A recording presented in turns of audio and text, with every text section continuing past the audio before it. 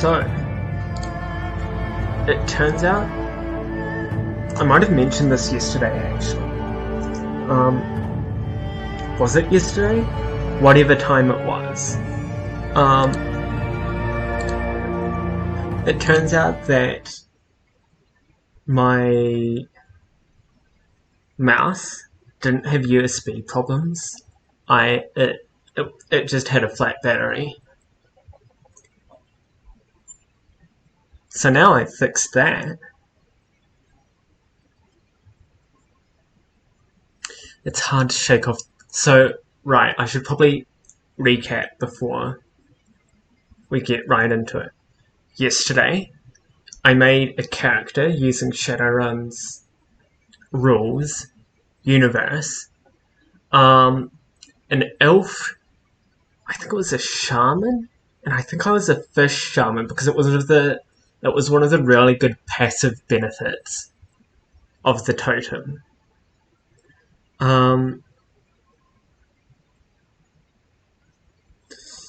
And yeah.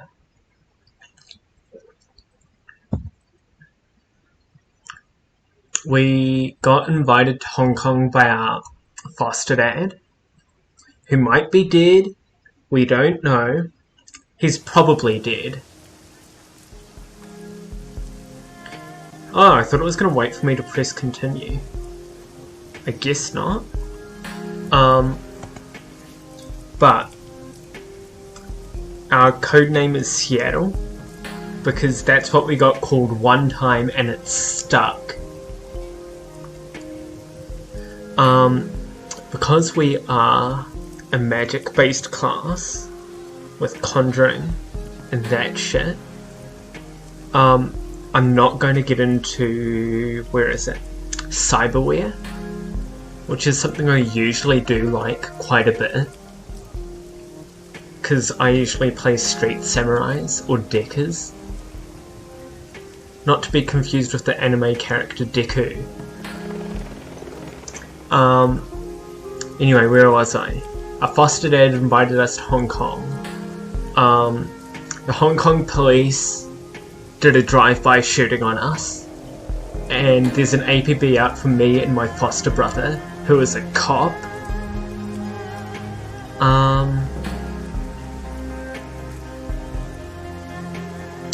And some of the mercenaries that our foster dad had hired also got offed, and their surviving buddies were like, "We need you off the grid as well. We're taking you to our auntie." And we just finished performing a favour for auntie so that she will consider being nice to us. A large X fashioned from overlapping strips of... Okay. SMH my head. Didn't give me enough time to read.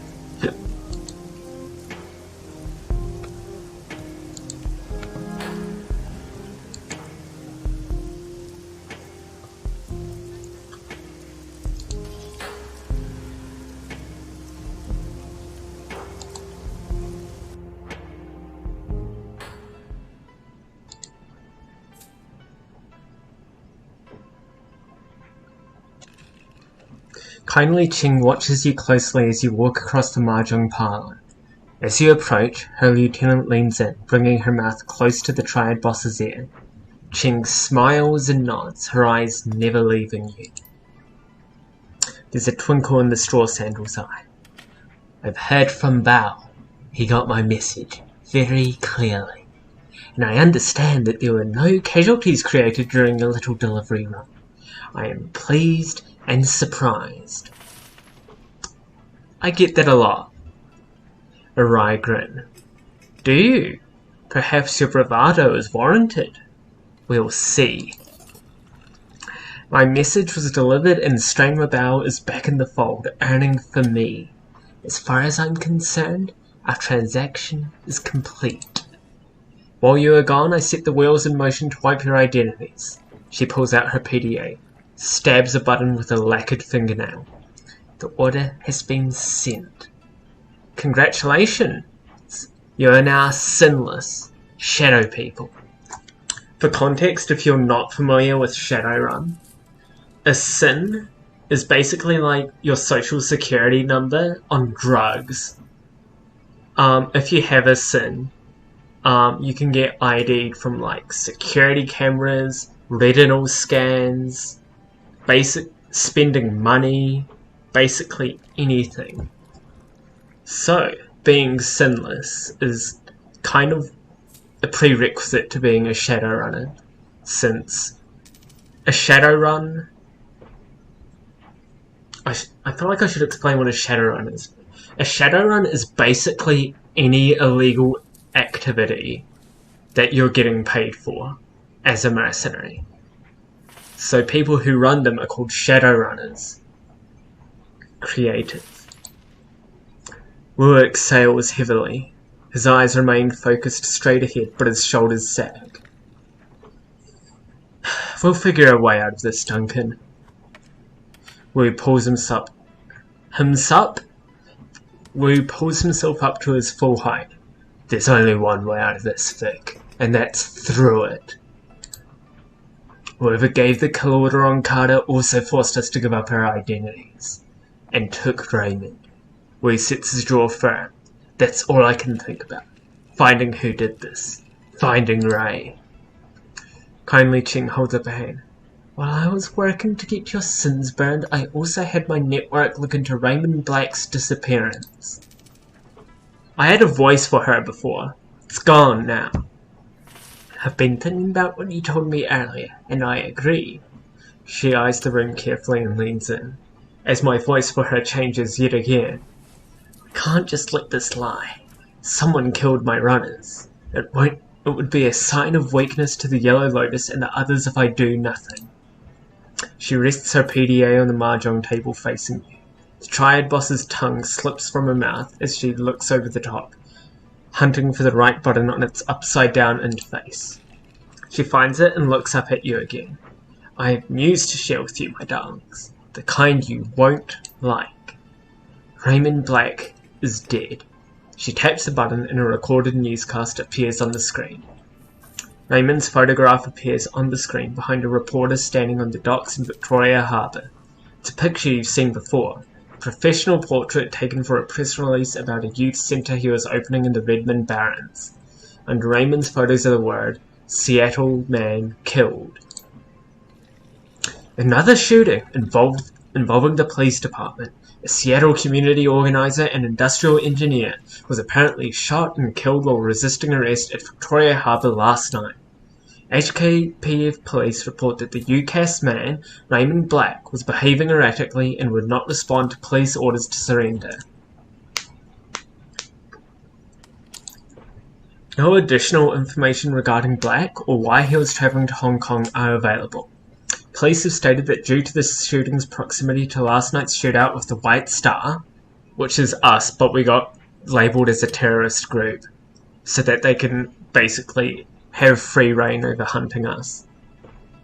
The investigation must remain confidential and no other details are being revealed at this time. Kindly Ching taps the button again and the video closes. This just keeps getting worse. You were right, Auntie. That was news I did not like. Raymond's dead. Wu puts his hand over his mouth, trying to process the information. He sways, and for a moment, it looks as if he's going to pass out. Isabel reaches out to touch Wu, thinks better of it, and pulls back her hand.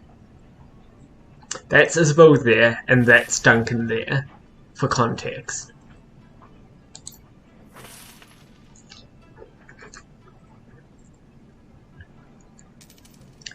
Sorry for your loss. I never had a father, so I don't know what it's like to lose one, but... sorry.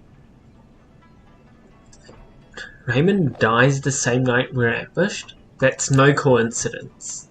No fucking way. Kindly taps the video closed. She hunts around the keypad. Keypad? That key is being bad. She hunts around the keypad and selects another button. I'm afraid that's not all, my darlings. This is security footage from Victoria Harbour from last night. you'll find it contains a contradiction.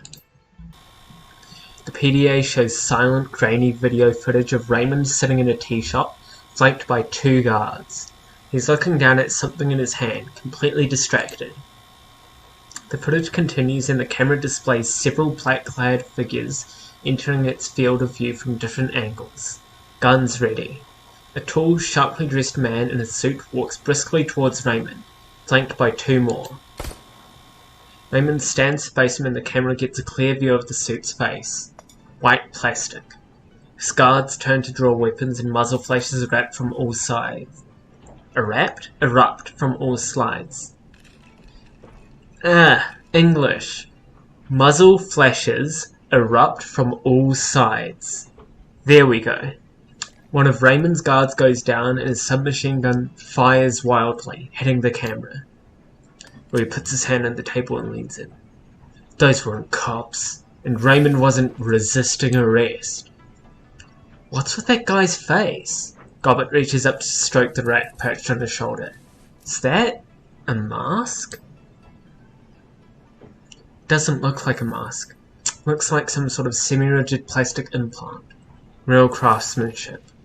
She pushes out her lower lip in appreciation. Quite the fashion accessory.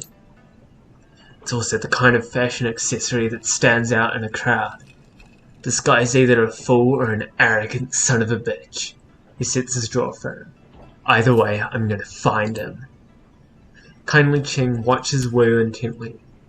I believe you. Wu stands back and turns to you. What now? We stay in the shadows. We don't, we are dead too.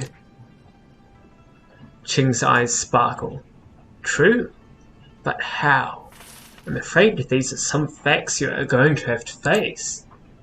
You are alone in this country? No network, no money, no identity. I can protect you from the police, but how would you survive in the shadows?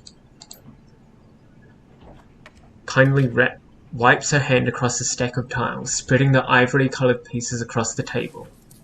I had a very long night, my sweets. Very long. And frankly, you all look like shit.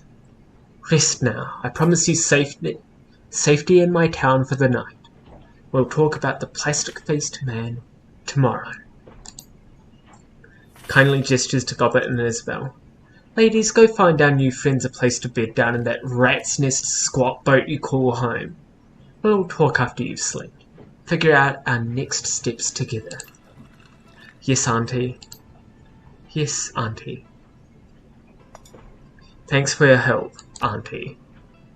Of course, my sweet. What are friends for?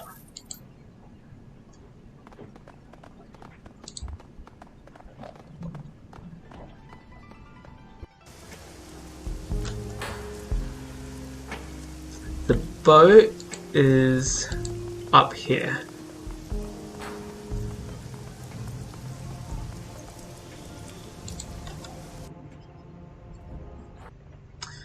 You two can bunk here for a while. You've each got a head to take care of your necessaries? I thought I'd misread necessities for like a solid few seconds, but no. You've each got a head to take care of your necessaries. Try to knock before you enter someone else's, okay? Seriously. I know the drill. He turns to you. Stinks of fish, just like that place we squatted at on Larry Avenue back when we were kids. The one with that Aztlan family and their dog. You hated that dog. He kept digging out my food stash. No matter where I hid it, he'd find it and scarf down a week's worth of grub. He wipes his nose with a gloved hand. Still, it was sad what happened to him. And the family. No one should go out that way. He stretches and his spine pops like a handful of firecrackers. Oh, I think I've been up for something like 36 hours straight. Damn, Duncan's clearly never been to university. He drops his arms. And this has been one shit stain of a day. Time to end it. Thorpe turns to you, raises an eyebrow. Anything you need before I leave you to it? Is it just you and Isabel living here? Yeah. Goblet's mouth screws up a bit. Now that Nightjar and Gutshot are gone, it's just us. The squeal of metal grinding on metal rips through the boat. It sounds like it's coming from the level below. And the creepy Russian guy renting the engine room downstairs. Nothing to worry about, he mostly keeps to himself. She checks her PDA. He'll stop soon, he's usually quiet by now. How do you get your hands on this place? How do people like us get our hands on anything? We found it. You found it empty? He sweeps his eyes across the cabin. The doubt is plain on his face. Somebody abandoned a prime piece of real estate like this? Close enough. It was full of BTL junkies when we came across it. They were completely wigged out on some multiplayer cyber game.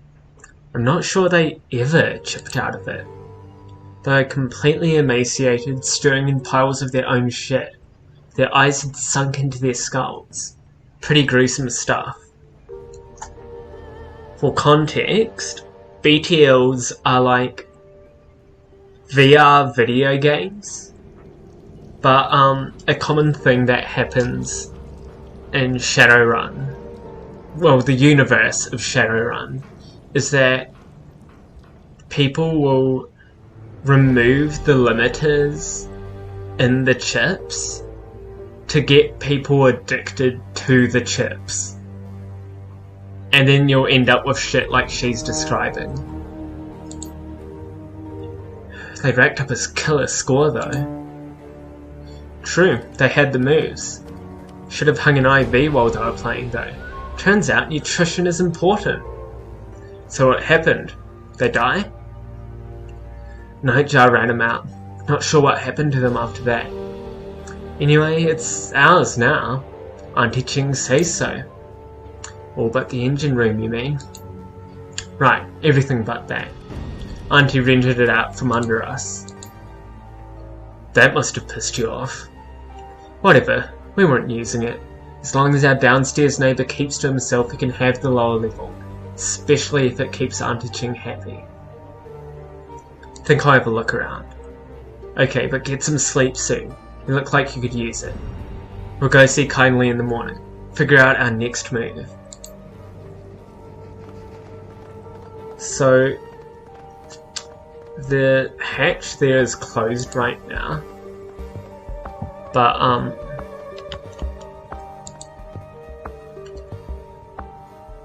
if you talk to the dude under there, you can unlock him as a party member. I don't like him, but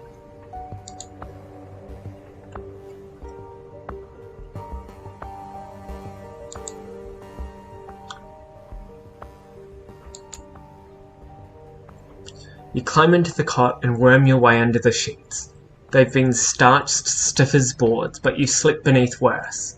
The lice and bedbugs that plagued your old prison cell are mercifully absent here, and the salt air is fresher than the rancid stink of the Redmond Barrens. The moment your head hits the pillow, exhaustion sets in. You can barely keep your eyes open.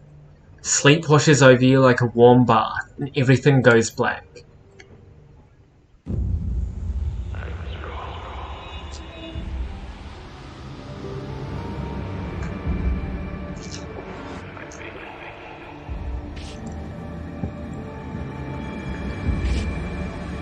Oh shit, I should have put a warning for flashes and photosensitivity stuff as well.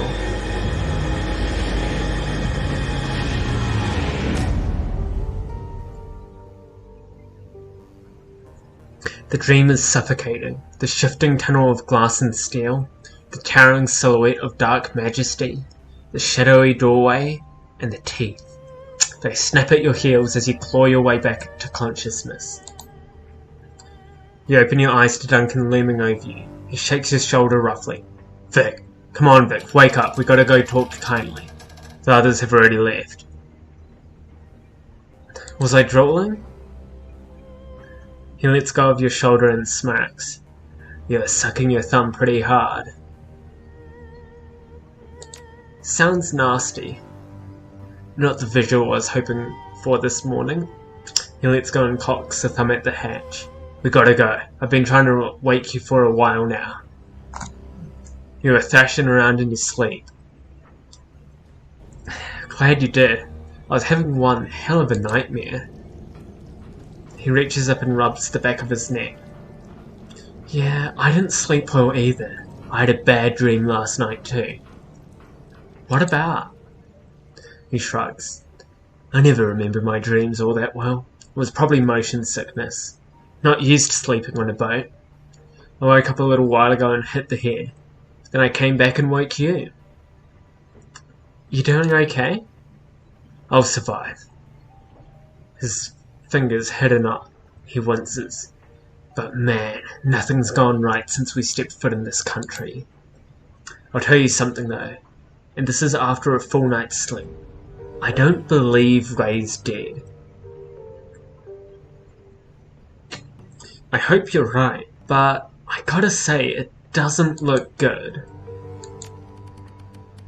I'm right. Think about it. That statement from the cops on the newscast could be fake. Ours was. And that surveillance footage? We never saw Raymond get shot. The camera was hit by stray gunfire. His passion is intense but contained. Focused. Raymond's alive, Vic. I know it.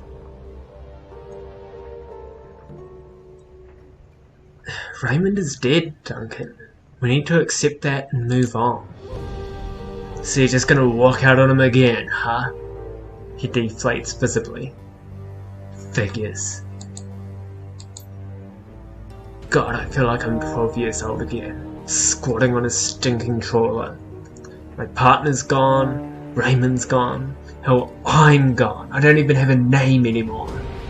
Now I can't even go to sleep and hide from it all without having a nightmare. What else is going to be taken away from me? I'm here, Duncan, and I'm not going anywhere. Too soon, Seattle. He checks his watch. Goblin and Isabel left a while ago. We should get going too. See what the Triad lady has to say.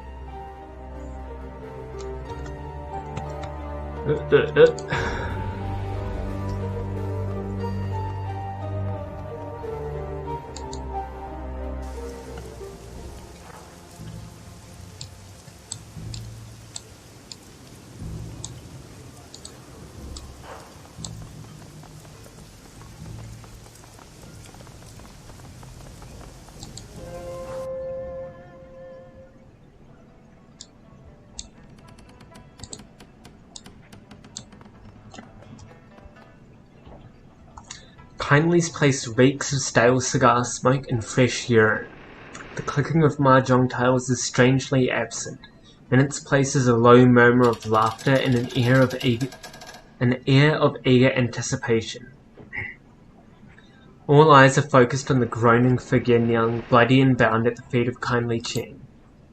She beckons to him with her finger and he struggles towards her, the loud rustling of the plastic tarp crackling under his knees as he moves. His pants are wet with fear. An acetylene torch lies on the table at Ching's right hand. Kindly Ching ignores the scene. She behaves as if all is right in the world. How did you sleep, my little ones? Not too well, Auntie Ching. Had a bad dream. Register a brief hesitation before she responds. You poor darling. Perhaps it's the food here. I understand it can be a bit too spicy for outsiders. Still, a bad dream is better ways to spend the night than getting a bullet in the ear while you sleep. She flicks a mahjong tile at the kneeling man's head. Wouldn't you agree, shitbird? She indicates the kneeling man with an incline of her nose. Shitbird here is a plainclothes cop. He snuck into the area last night while you were sleeping, hoping to find you and kill you before his competition got to you first. My men found him outside the trawler you were sleeping on. They saw to it that your rest was undisturbed and that your location remained a mystery. She nods her head back towards the pillar of meat standing behind her. You can thank Mr. Bao for that. Bao inclines his head, 1/4 of an inch. She addresses the bloody man on his knees. Now, shitbird, tell my friends here what you told me. I don't know anything, I swear, we just got the orders in last night. He pushes his head towards Yuan Wu from the floor, struggling to keep his balance. Somebody high up wants these two dead. The whole department is on it. I don't know anything else. Someone from high up? The old woman lifts her foot, taps his chin with the toe of her shoe. How high? The cop looks up at her, looks around at the room filled with triad soldiers. One of them opens his coat and shows the cop something inside. He closes it slowly and winks. The cop drops his head to his chest. All the way up. It's someone on the council. Someone on the executive council wants these two dead? Ching spits on him with a sneer. Fuck your ancestors to the 18th generation. Give me the truth. The cop wears the spittle. He never lifts his head. It's the truth, madam. I swear it. Whoever it was labelled them as terrorists. We're to terminate with extreme prejudice. Kindly Ching shuffles closer to the kneeling cop, reaches down and strokes his head with her hand. Then she slowly digs her fingers into his scalp. She pulls back hard until his chin points high. The triad boss leans in close and searches his eyes with her own. That's all he's got. She lets go of his head and smooths his buzz-cut hair with her hand. For whatever reason, last night someone in the Executive Council of the Free Enterprise Zone ordered the Hong Kong police force to kill 2 nobodies from Seattle. I find that fascinating, don't you? Yes, but why the need to label us international terrorists? She strokes the policeman's cheek with the back of her hand. Her rusty voice becomes sweet as she explains the ways of the world. Propriety, my darling. When the government has someone gunned down, they prefer to make it appear justified. The people feel safer when their murders feel like part of civilization. My, but you've definitely fallen at the deep end of the pool. Seattle isn't like Hong Kong. There, the megacorps control the government. Here, the corps are the government. The Exec Council is chosen by the Corporate Board of Governors. They're basically the legislative and executive branches of the Hong Kong's government in one tiny package. 8 people call all the shots. Neat and efficient. Kindly Ching steps back from the cop and lights one of her thin black cigars. For the wage slaves and the civilian sheep, the corporations are a pantheon of gods who wield absolute power. She looks around the room. But not for us. The triad woman takes a long pull from her cigar and taps her ash on the kneeling cop's head. Who else knows about my guest visit to Hoy, shitbird? No one, madam. I haven't called it in yet. I wanted the kill for myself. No one knows they're here. I swear it. She turns to her enforcer. Mr. Bao? Bao fiddles with the PDA in his meaty hands. He's telling the truth. No outgoing calls on his PDA. Very good. Thank you, Bao.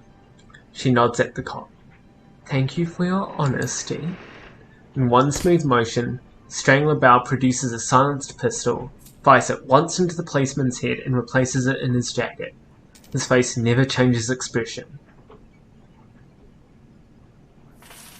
I was wondering what we were going to do with him. Ching takes a drag on her cigar, indicates the body. He knew, my darling. He knew. She balances her cigar on her shot glass, picks up some mahjong tiles and begins playing with them absently. It is clear our friend Raymond Black was up to something involving the walled city. Something having to do with prosperity. And this executive council member wanted Raymond dead for it. She stacks her tiles, one by one. Click, clack. Now they want you dead for it too. Click. This plastic-faced man may show up on your door one day too. She knocks the pile over and it clatters to the table loudly. I have a proposal for you, my sweets. A smile lights up her dead black eyes. Work for me. With Nightjar and Gutshot dead, I find myself with 2 job openings. Fill them. I have need of deniable assets here. Players unaffiliated with the Triads who can take care of some of the more unsavory business needs about town. You've proven yourselves resourceful, and you have no existing connections here. That can be a positive in this line of work. Shadowrunners. Wu grunts. His jaw tightens, but he stays quiet. In exchange, I'll keep you safe from pests like this one. She nods at the body on the floor. The pools of blood on the plastic wrap continue to widen. You'll have safe harbour here in my town and a steady source of income. She picks up a handful of tiles again. And while you dip your toe in the waters of corporate espionage, organised crime, and clandestine mercenary actions, I will employ my network to find the plastic-faced man and gather information about Raymond Black. Where he's been, who he's talked to, who stood to gain from his death, what this prosperity could be. You're putting out a lot of effort to help a pair of foreigners. Not foreigners, my sweet. Valued business associates. I need to learn who killed one of my clients and then ordered the cops to execute my team of Shadowrunners. Her voice drops and she becomes deadly serious. This is a brazen disregard of my power. Face dictates it must be confronted or I stand to lose everything. How would the arrangement work? I find the right jobs for people with your talents. You do what our clients cannot do for themselves. I take a finder's fee and a small percentage of your earnings. You make a lot of new yen very quickly. It's all very civilized. She leans in. Work with me. Allow me to help you make money. Let my network work for you and help you find out what you've gotten yourselves into. Without my help, you won't last a day out there. You're completely out of your depth, I'm afraid. You need a partner. Kindly Ching will be your partner. Wu's hands go to his hips. He drops his head and shakes a little, confused. I've got to wrap my brain around this. Things are moving fast. There's a lot to process.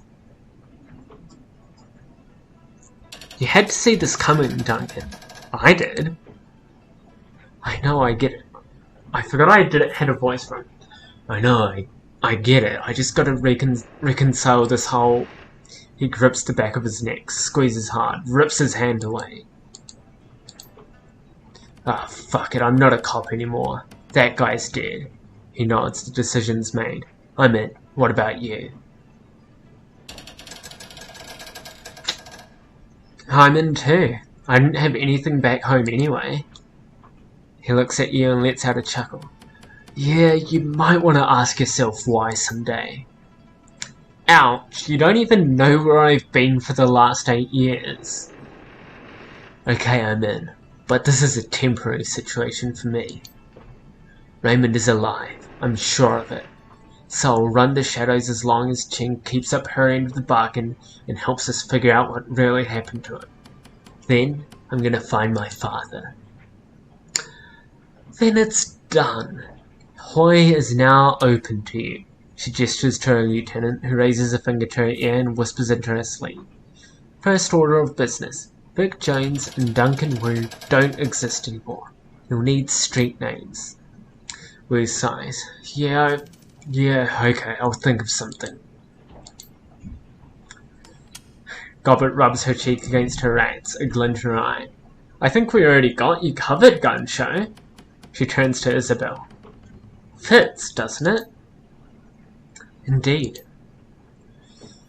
I knew that was gonna stick. It has stuck. Gobbet, Isabel, we'll handle this the same way we did with all your previous work. She didn't say Nightjar. All the jobs I line up for you will be sent to your computer on the squat bone. She's pointing at you. Why me? It's a simple process of elimination. She points to the little decker. Isabel isn't the leader type. You got that right. She moves her fingers to the orc girl. As for Gobbert, let's just say Gobbert doesn't have a head for business. Not my thing. Then she rests her finger on Word. And then there's Gunshow. She wiggles it. Jury's out on Mr. Gunshow. Meaning? Meaning there's a lot going on with in that head of yours right now, and I'm not sure I can trust you. So I'm in charge because I'm the best of the worst? Oh, my sweet, don't put it that way. She opens her arms. You're the most equipped for the role. She's making sense. You're the right person for this, Vic. Okay then, guess I'm running the show. Gonna be weird calling you Seattle again. Haven't called you that since we were kids. Guess this is our new crew. Welcome to the Shadows, Seattle.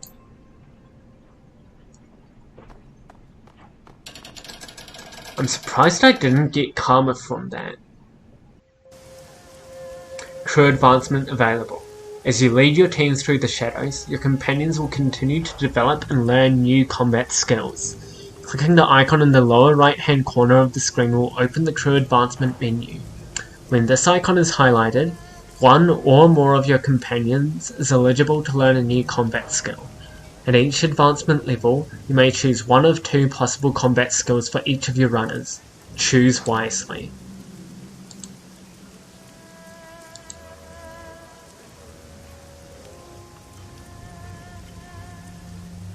So, for Gobbert, I'm gonna augment her spirit control, because that just makes things easier.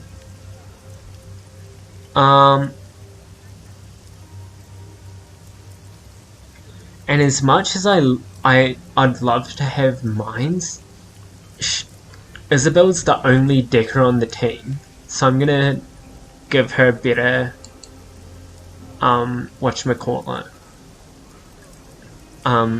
program. And then Duncan...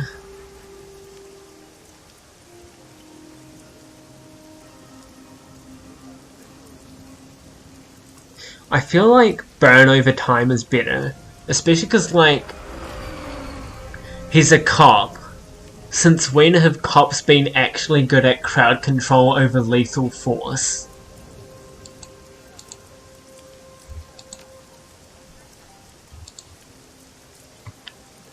Right, so I think we're supposed to go directly back to the ship, but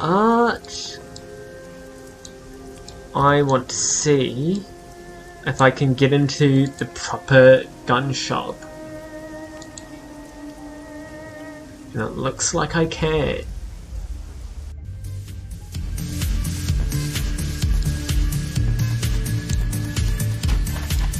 Because if I can, I want to get...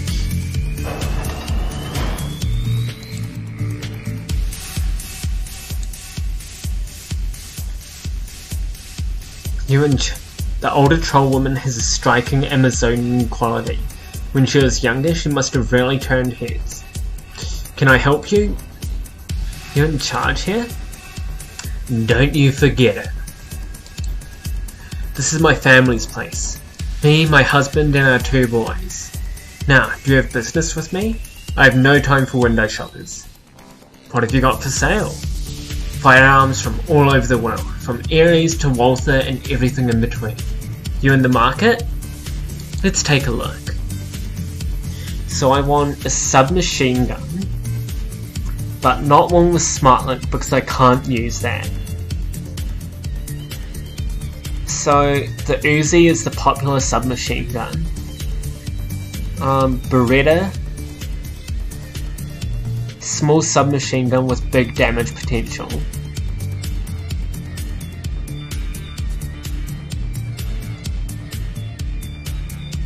I'm assuming by that they mean it's got a big magazine, so I might just go with classic Uzi. And then armor.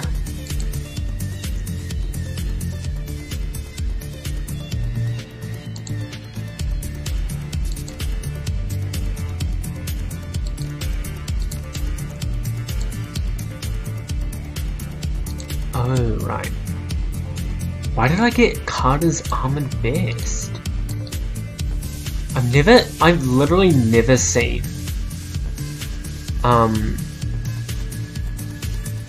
myself like, oh, I am dumb.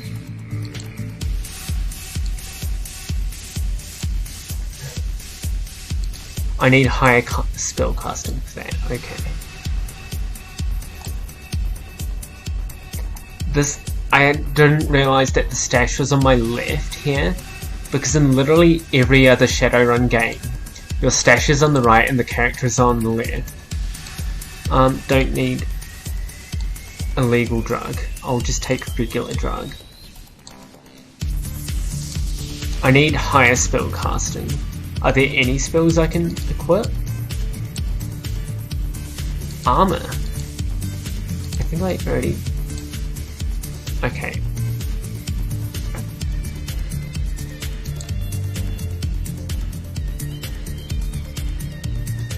Come back anytime. Anything else you need?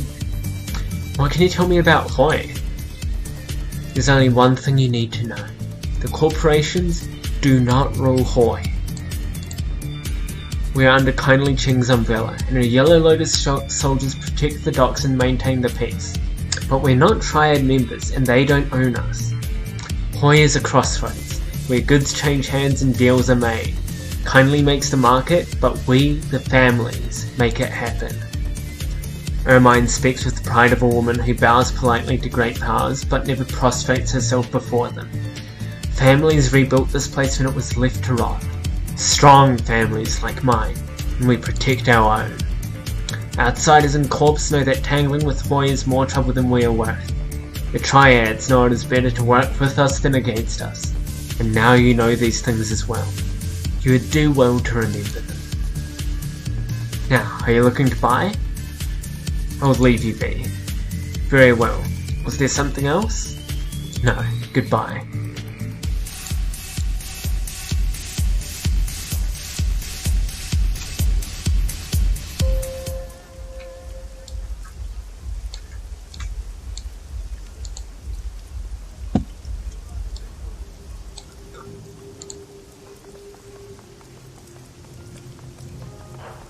Hold on, let's look at... The original name has been sloppily painted over with black paint. Newer but somewhat weathered characters have been painted on in bold brush strokes and read Bolt Hole.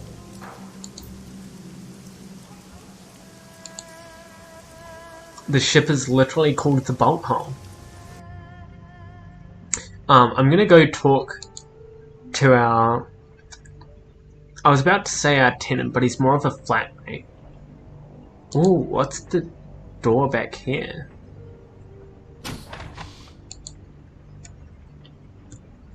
His bedroom, that he never uses. Okay.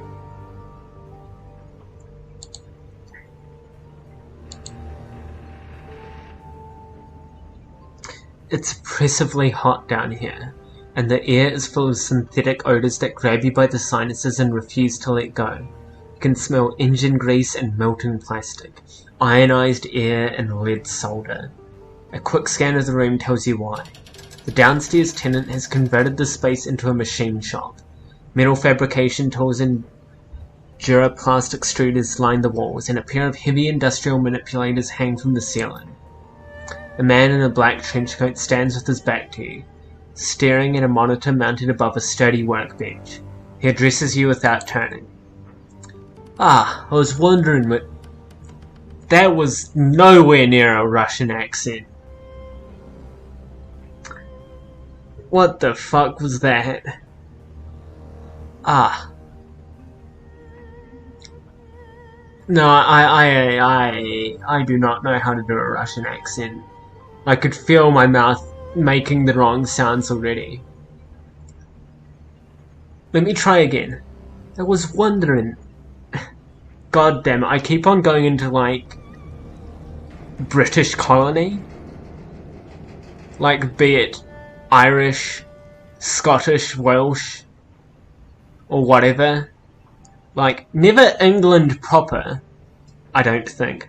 There's a lot of English accents, I could be wrong. I'm just gonna give him a normal voice. I am not qualified for this. Russian accents are my kryptonite. I was wondering when I'd meet the new neighbour. His voice is pleasant, cultured. There's a hint of a Russian accent there, but it's buried under layers of nuance. Oh, I forgot that he doesn't even have a thick Russian accent. Please stay where you are. I'll be with you in just a moment. And unless you fancy an unplanned trip to Chrome Alley, don't touch anything. There are all manner of tools in here that could take your hand clean off. Take your time, I won't touch anything. Ah, you're very kind. Thank you. The feed on the monitor looks like some sort of design software. You can see what appears to be a slim, spidery appendage in orthographic and perspective views. Very good, yes, that's coming along nicely. Very nicely indeed. He turns toward you, smiling, and for the first time you can see his face. He has broadly handsome Slavic features and a chiseled jaw. His eyes are like flecks of ice. So sorry to have kept you waiting, Liz. Seattle, it's no problem, don't worry about it. You're too kind. Now, tell me, what can I do for... His voice trails off as a flash of motion catches his eye. With alarming speed, a sinister-looking drone scuttles out from under the work table. Its movements are surprisingly agile and fluid. The machine rears back menacingly, spreading its forelegs in a clear sign of aggression. The man smiles, tilts, and his tone goes apologetic. Please, don't mind the drone. He can be territorial, but so long as he remains civil, he will not bite. He extends a hand. Simultaneously, the drone relaxes into a neutral position, lowering its cunning legs. Rector. My mechanical counterpart here is called Koshai. Slap him 5. I will not be doing that. This man makes me fear for my life. So, a pleasure. His hand is rough and abnormally warm to the touch. He shakes your hand with a solid grip. I'm very pleased to meet you, my friend. In a community such as Hawaii, it's important to be on good terms with one's neighbours. Agreed. Speaking of which, I'd like to ask you some questions if you have the time. He glances at the bracer on his forearm. A technical display winks to life, then gutters out. Very well. This morning's casting should still be calling for a few minutes here. That's time enough to talk. Koshai is an interesting name for a drone. Yes, I suppose that it is. Not many riggers would name their most prized possession after a villain from a fairy tale. Nod to my heritage, I suppose. Yes, I know the story you're talking about. Oh, how marvellous. I hadn't thought to meet anyone versed in the Russian classics here in Hawaii. I've studied. If memory serves, Koshai the Deathless was an immortal villain and a kidnapper of women.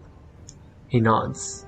Indeed, he was those things, but it was not Koshai's misdeeds that drew me to the name. I suppose that it was the notion of immortality through cleverness that resonated with me. There was something to be learned from that, I was sure. And so, when it came time to name my beloved creation, it was the first name that came to mind. And is your drone deathless, like its namesake? In a manner of speaking, I suppose that he is. I have redundant copies of every piece of his architecture, and his core programming is stored on disk in a secret location. Should he ever suffer critical damage, I can easily bring him back. I had a plan once to automate the self-repair process. I must confess it was really quite ingenious. But alas, my research was lost. One day I will reclaim it, and Koshai will become as deathless as the stories claim. But it will not be today. I've got some interesting machinery in here. Not the kind that you typically see outside of corporate settings. The same could be said of many in Hawaii, I'm sure. This is a smuggler's den, is it not? Our entire economy is based on people having things that they shouldn't. Is there a particular device that interests you out of curiosity? The robotic arms that you've got over there, they look like something taken from an automotive assembly plant. His smile flashes brilliantly in the light. Good guess. That's precisely what they are. They fell off a boat, you might say. They weren't cheap, but I acquired them and had them mounted to the walls of my shop. I simply had to have them. The return on investment has been dramatic. Yes, they're cruder by far than the Waldo devices that I used in my professional life, but they still do the job and they're mine. He gazes lovingly at the industrial arms, still smiling. They have increased my fabrication capabilities nearly tenfold, and that, to me, is worth any price. When he said this morning's casting, what did he mean? Exactly what I said. A casting that I made of a new locomotive assembly for Koshai. A biomimetic design, as you can see. This one is inspired by the walking legs of a decapod crustacean. The mangrove crab, to be specific. That's fascinating. And will this new leg assembly make your drone more effective? That remains to be seen, but there is more to life than combat effectiveness, is there not? By fabricating new components for Koshai, I unlock options, different ways of being. Even the failures, and there have been many, have value in this context. How did he learn to do all this? More training and experience than I care to mention. He offers you a wry smile. Drone architecture was once my profession, you see. Now it's more of a calling, one that I'm free to pursue now that I've freed myself from the shackles of corporate servitude.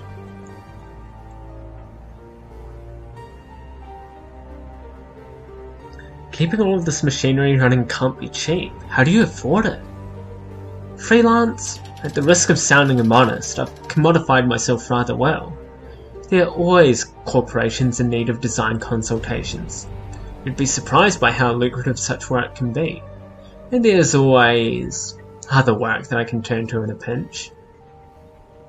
You said that you used to work for a corp. Whose payroll were you on? That is something of a sore subject. My departure was involuntary, you see. I did not part ways with my employer under the best of terms. I will tell you that I worked for Grishin Avia Corps, but you'll forgive me if I don't want to go into detail. You said that you did other work besides consulting. Can you tell me what kind? A rather personal question, wouldn't you say? Maybe, but then we're having a personal conversation. Indeed we are, but even in personal conversations, certain topics can be held off limits. Truth be told, I don't feel especially comfortable discussing my side work with relative strangers. Suffice it to say that my freelance activities often fall on the illicit end of the spectrum. Tell you what, I'm just gonna guess. You're a Shadowrunner, aren't you? He gives you a shallow nod.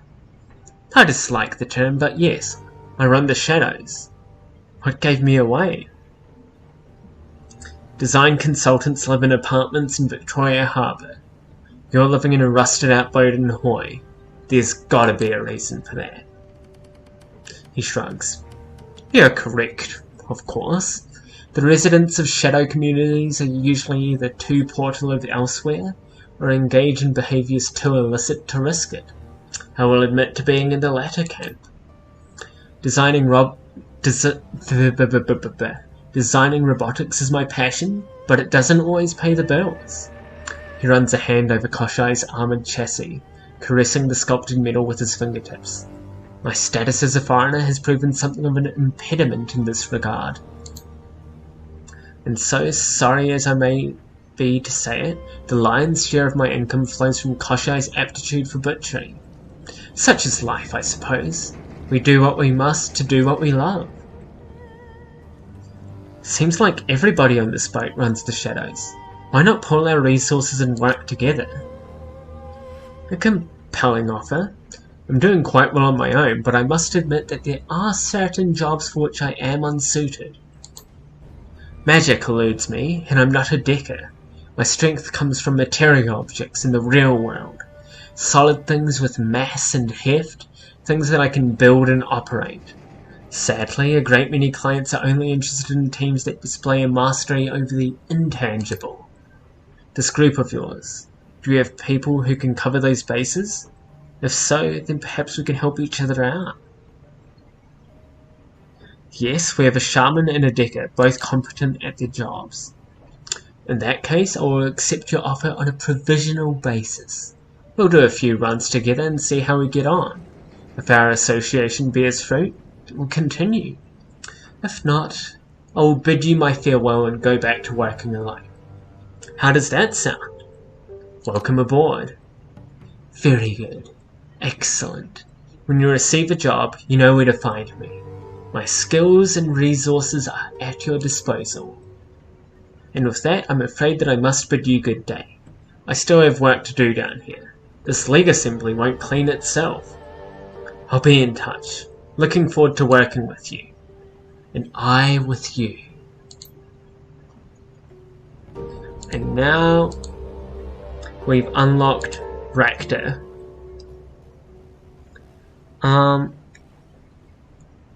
And Koshai's he's mainly got better attacks for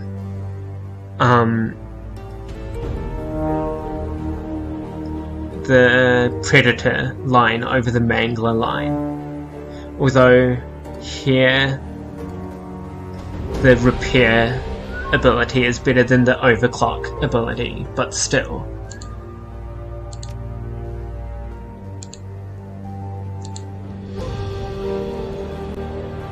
And now I might talk to my team before I take on any jobs, if I can.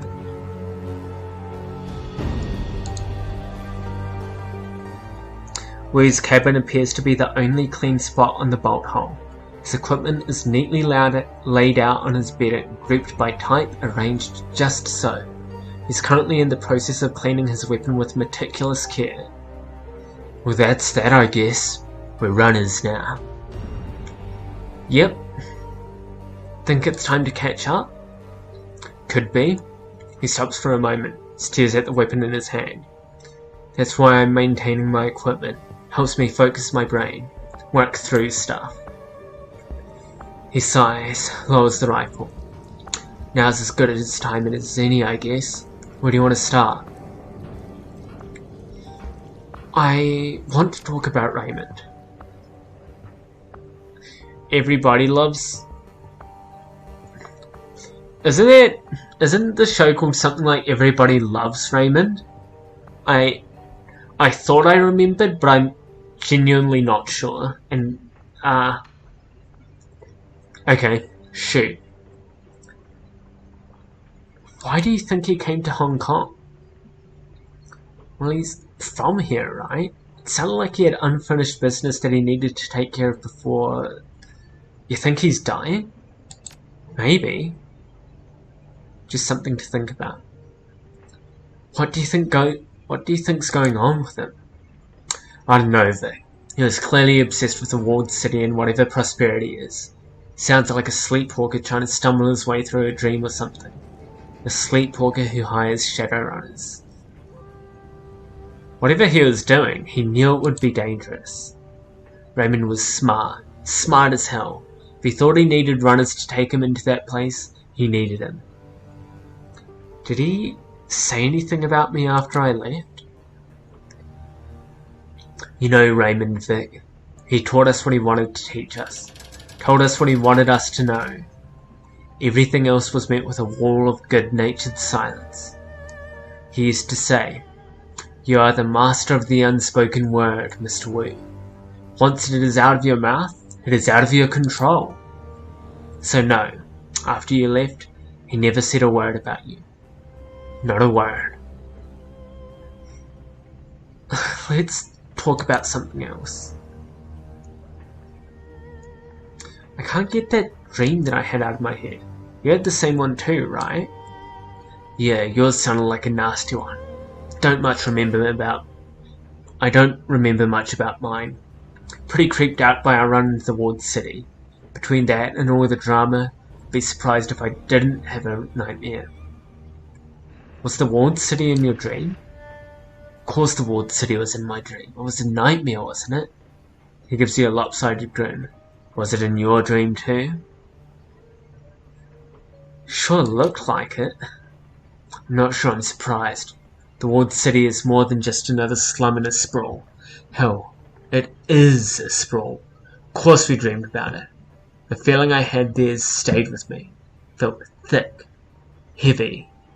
And I got this overwhelming feeling of, I don't know, wretchedness, I guess. What do you remember about yours? Just little snatches of things. The walled city was breathing, and it had teeth everywhere. And there was a tunnel that was so bright that I had shut my eyes.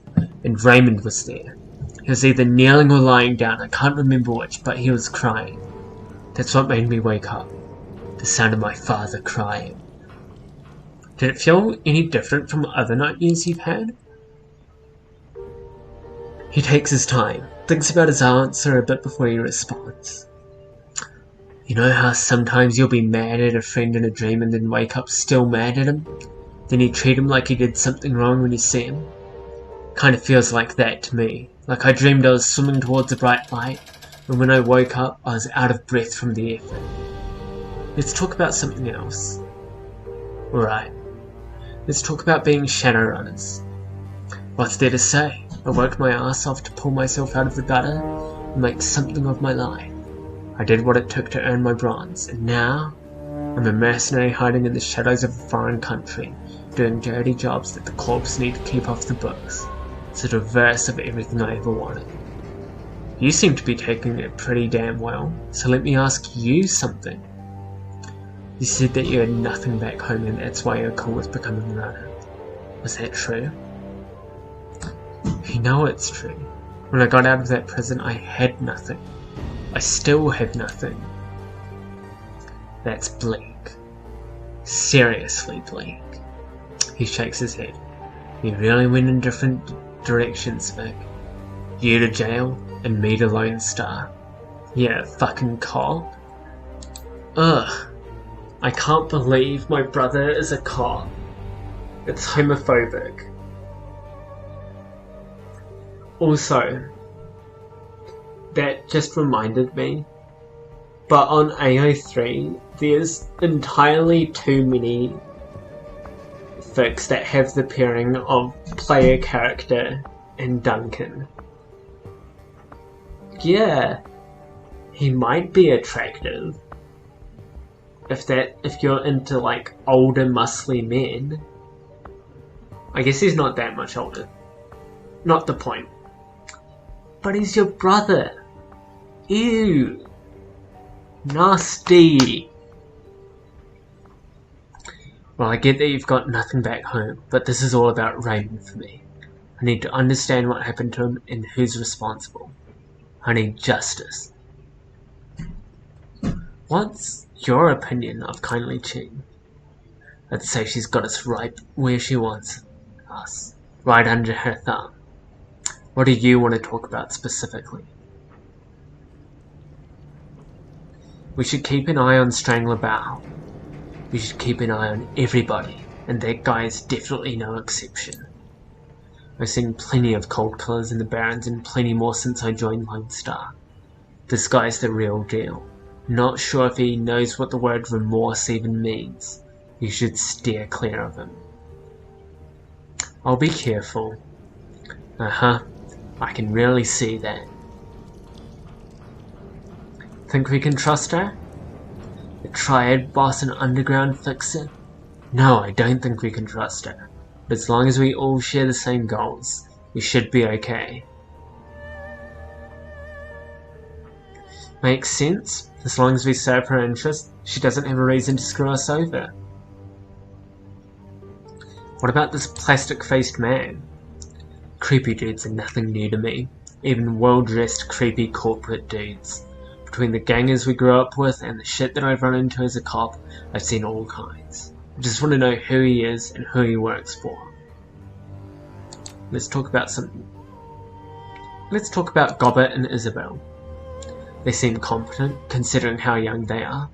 But then again, they sound like they've been taking care of themselves since they're pretty young. The three of us work together well in the walled city. Based on that, I bet the four of us would make a solid crew.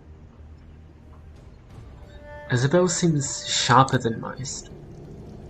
Hard to tell. She talks so little. I guess that's what makes her seem sharp. She isn't running off her mouth all the time. Plus, she's a decker. Never met someone who could jack into cyberspace, run a corp system, and come back alive who was a complete moron. Let's talk later. Later's good.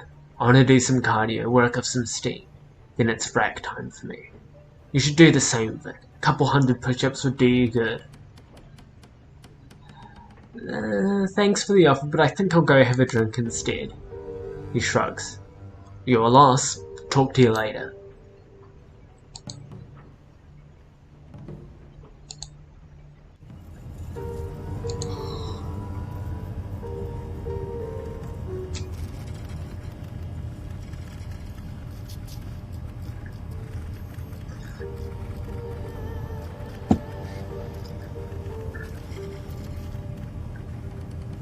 Isabel's cabin is an exercise in controlled chaos.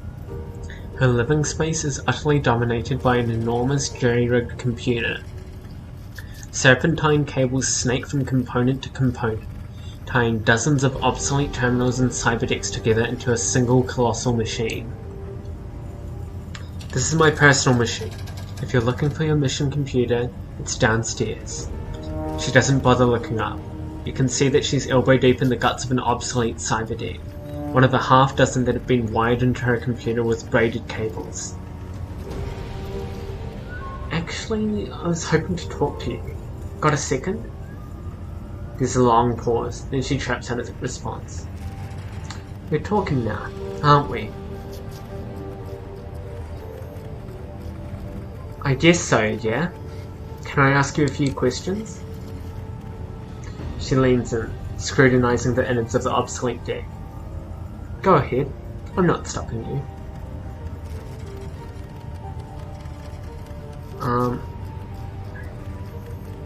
That's quite a machine you're working on.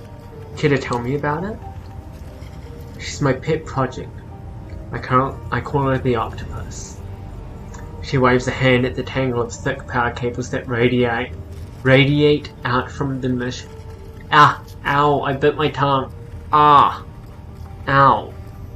She waves her hand at the tangle of thick power cables that radiate out from the machine's central core. You might be able to guess why. Impressive work. How does it perform? She's a monster. She yanks a fried chip from the deck's motherboard and neatly sets it aside, then fumbles in a nearby bin for a replacement. An absolute beast. What is this thing made of? Whatever I could find. Busted terminals, obsolete cyberdecks, aftermarket memory from Maximum Law's dumpster. Scavengers would kill for this stuff in the walled city, but out here, people throw it away. She chuckles to herself as she eases a card into an empty expansion slot. Most deckers are early adopters. They buy whatever's newest, shell out huge amounts of new in hopes of riding the bleeding edge. Stupid. Why? Because I can have 5 of last year's model for a quarter the price of that whiz new cyberdeck. And after I've finished daisy chaining them together, the machine that I've built will run circles around your hot new deck. Can you teach me how to do that? Got a couple years to sit here and learn? Frowning, she yanks a stick of memory from the old deck. I can give you tips here and there, Seattle, but really learning how to do this takes time that we don't have. time, desperation, and a need to make do with what you've got.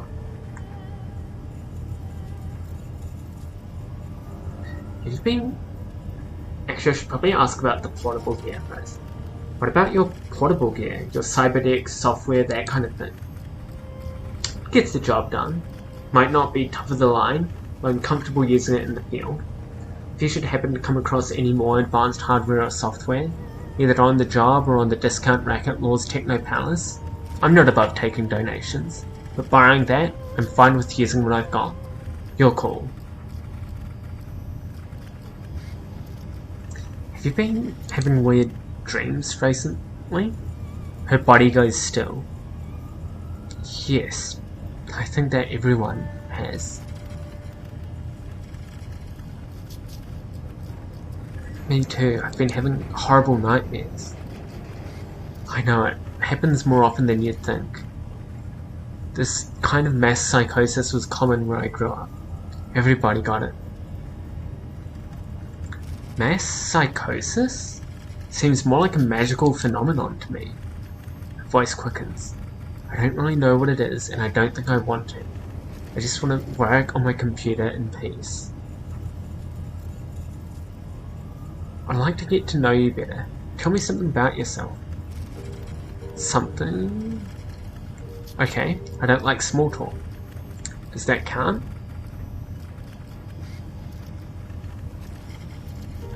Yeah, of course. If you don't want to talk, we don't have to talk. Thanks for not pushing it. It's nothing personal.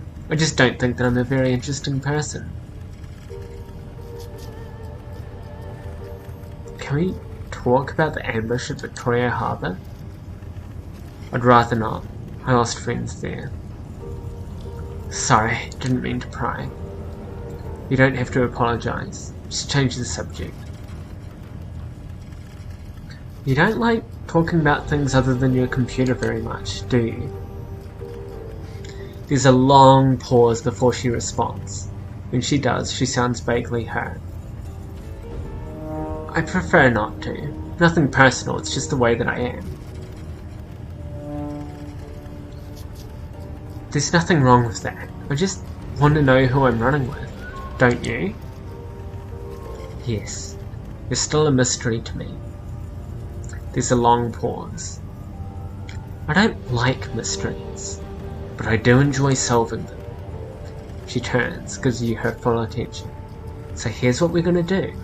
I'm going to ask you a question, something personal.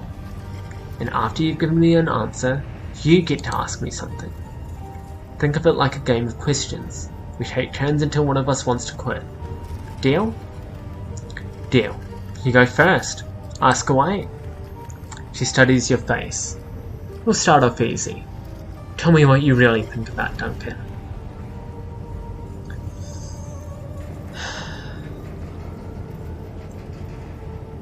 He can be a pain in the ass, but he's like a brother to me. Interesting. Her eyes flit to the doorway of Gobbett's cabin. The corner of her mouth tilts upward in a slight smile. And a little familiar. Well, you've answered my question. I guess that makes it your turn. Where did he learn to deck? The Whampoa. I lived there for a while after escaping the walled city. The people there were difficult. We didn't get along, but it was a great place to learn. And that would make it my turn. She pauses, considering. So tell me, what was your connection to Raymond Black? He was like a father to me. Me and Duncan. He got us out of the Barrens. In that case, I'm sorry for your loss. Losing the ones that you love is hard. Your turn. Ask me a question and I'll give you an answer. How long have you been running the Shadows with Gobbett? That's a good question. I guess about 4 years now. A decent stretch by anyone's reckoning. And that brings us back to my turn. You enjoy it, don't you? Living like this, working the Shadows. Yeah, Raymond Black was wrong. This is what I was born to do. She nods slowly. I knew it. I could read it all over you. Your turn again. Go ahead. Ask me something.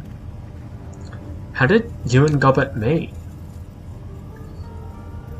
Her brow furrows, and after a moment she screws her eyes shut. We met as kids in the walled city. My prison was her playground. You okay, Isabel? Of course I'm okay, I'm fine. She shifts her gaze to the octopus. I just have a hard time remembering those days. My childhood is kind of a blur. Trauma! My turn again. Her head tilts as she studies your face. And I think my last question for you. You're stuck here, marooned, you and Duncan both.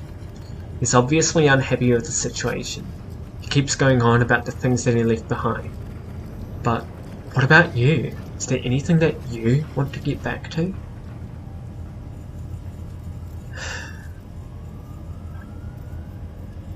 Nothing worth mentioning. Truth be told, I'm enjoying the change of scenery. Nothing? There isn't anything about your old life that you'll miss? I don't know whether to envy you or feel sorry for you. She glances down at the clock on her desk, an antique model with physical hands that looks like it was drenched out of a submarine. A frown spreads across her face. Shit, it's even later than I thought, and I've still got a long way to go before the octopus is fixed. She begins to turn away, her attention fixed on the stack of partially disassembled cyberdecks arrayed in front of her. Hang on, Isabel, you still owe me another question. She stops in place, fidgets. That's true. Go ahead. I need you to tell me what you can about the walled city. Her voice goes cold. Why?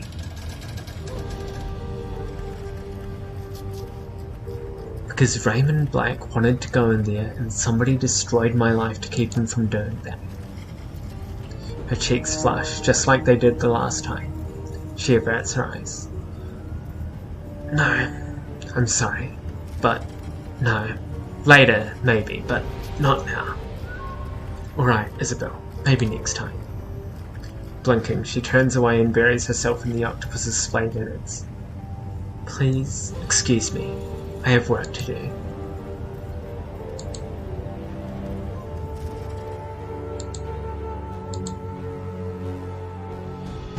Gobbert! Gobbert's nest is pretty much what you'd expect.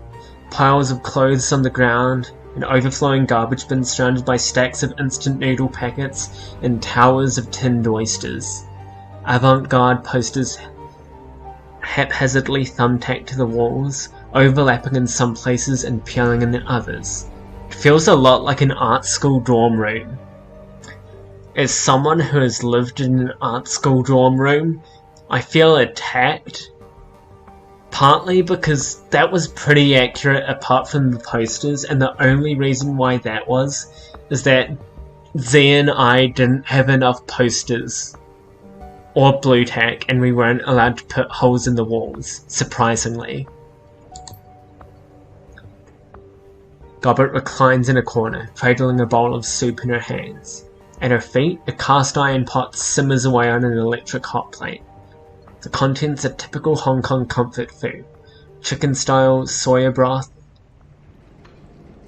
elbow macaroni, tinned ham, and a heaping scoop of egg-flavoured mycoprotein. As you wind your way through the piles of dirty laundry, Gobbert slowly lifts her head from her bowl to acknowledge you. Hey, Seattle. She chews on the words along with a mouthful of cheap pasta. The corner of her mouth curls up into a half-smile. How's tricks? Things have been better, things have been worse. That's the attitude. Very stoic, very strong. It's downright inspiring. She skims an oily slab of faux ham off the top of her soup and pops it in her mouth. Now you want to tell me what you're doing in my bedroom? I'm assuming you're not here to admire the view.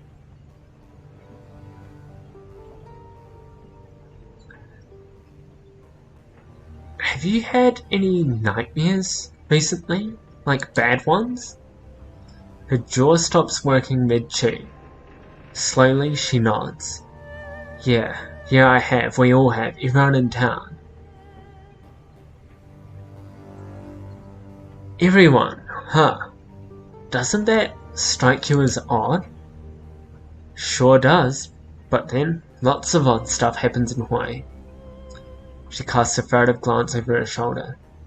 In case you hadn't gotten the memo, we aren't in the best part of town. In all seriousness, the dreams are coming from inside the walled city. I'm pretty sure of that. All of the negative energy pent up in there, all of the pain and anger and poisonous ki, it's leaking out. And while we sleep, it's getting into us. You think that this is a magical phenomenon then? Yeah, I think it is. Want my personal opinion? The walled city is cursed. Deep down, I think that everyone knows it, and we live in its shadow. That's bound to mess with your head, you know? And it is. But they're just dreams. It's not like they can hurt us, right? Who says that they can't? She tries on a smile. Fails. Does her best to laugh it off. Don't worry, Seattle, we're fine here. But let's talk about something else, huh? I don't like thinking about the walled city very much. Too many old fears and bad feelings. How do you decide on the name Gobbet anyway? I didn't. She pops a noodle into her mouth and chews. My mum did. Nice name. Your mum has good taste. She smirks. I'll make sure to thank her for you. If you're up to talking about it, I wanted to go over the ambush back on the docks with you. Yeah, she nods slowly. Yeah, I figured you would. That was a hell of a thing, right? You could say that. It was fucking awful. Nightjar and Gutshot were two of the strongest men I had ever known. Quality Shadowrunners, both of them. Watch those two fight through situations that would kill anyone and come out on top. And how did they go out? She mimes holding a rifle, makes a show of peering down the scope. Bang bang, dead. No blaze of glory, no final speech. Just extinguished, smashed like bugs. We would have gone the same way if you hadn't gotten us out of there. She absent-mindedly raises her bowl to her shoulder. A rat crawls over the slope of her back and lowers its head to lap at the broth. It was more rat than me. She's the one who grabbed me by the gut and led us to that sewer entrance. All that I did was follow. I'd like to learn more about her. What kind of totem is she? She slaps thoughtfully at her soup. A clever one. She's gotten me out of more trouble than I care to mention. Gotten me into a fair amount of it too. But I can always count on her to lead me out of hot water when I need her to. I can feel it in my belly, you know. Sort of a tugging sensation. I've long since learned to follow it.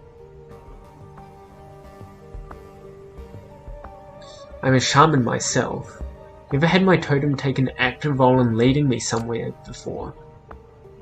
Don't feel bad about it. Me and Rat, well, we have a sort of a special bond. She takes care of me, and I've always done my best to take care of her. Another pair of beady eyes blinks up at you from Gobbet's hip. A second rat scurries up her shoulder to join the first. And spoil and pamper her earthly children, like these two. Meet madness and folly. Are they just normal rats then? I thought they might have been spirits or something. Nope, just rats. She brushes her finger across the white rat's mottled coat. Don't trust Folly. She bites. How did you come across madness and folly? She raises an eyebrow. I looked outside? I mean, they're rats. Hong Kong isn't experiencing a road shortage or anything. So, you just picked them up off the street? Yep. Think of them as rescue vermin. You could probably do the same if you wanted to. It's easy. Just walk into any alleyway in Kowloon after sundown and stick your hand in the first dumpster or storm drain that you come across. Keep fishing around until you touch fur. I might just have to try that. You probably shouldn't. Odds are about 50-50 that you'd get your hand chewed off. I'd probably feel bad about that. You seem pretty comfortable with all this. Been running the shadows for a while? She dips her chin. A long time. Started when I was just a kid. You're still a kid now, Gobbet. What are you, 19? She rolls her shoulders, shrugs. Something like that. Your guess is as good as mine. Doesn't change the fact that I've been doing this for years and you started yesterday.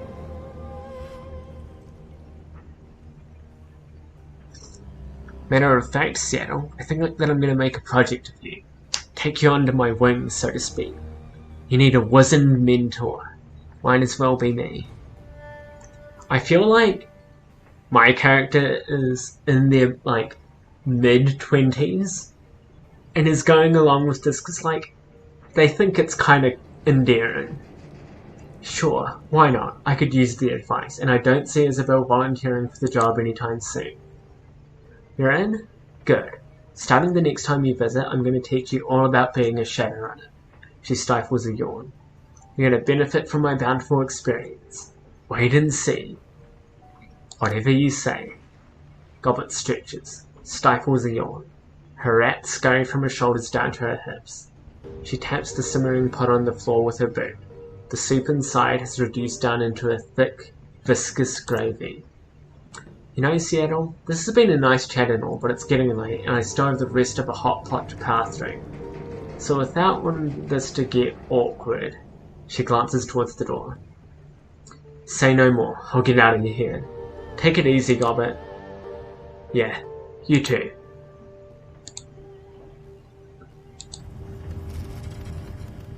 So after we finish each run, we should talk to people. Partly because that will mean that I have more dialogue to read for stream, and partly because I heard a rumour that there's, like, not a second ending, but, like, if you don't do it, you might get stuff lost. Like, you lose opportunities to do certain things, apparently. The workstation and mission computer. The cool blue tones of the workstation's main menu fill the screen. A blinking message in the upper right corner notifies that you have 6 unread messages. Don't I have pay data?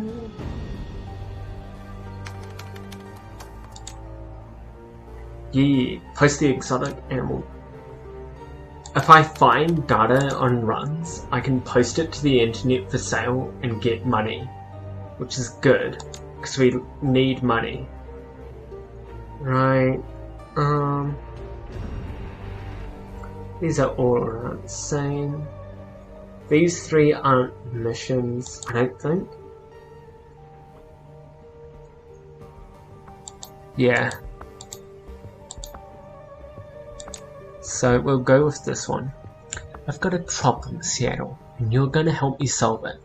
I do a lot of business with Wampoans. If you're not familiar with the term, I'll forgive you. You are an outsider after all. The Wampoans are a tribe of techno-fetishists and deckers who have taken up residence in the Wampoa Garden area of Hong Kong. They make and trade high-tech goods to people from all over the world. A lot of new yen passes through their pasty little fingers, and I make a lot of money brokering deals between them and the smugglers here in Hawaii. I've had a snag though.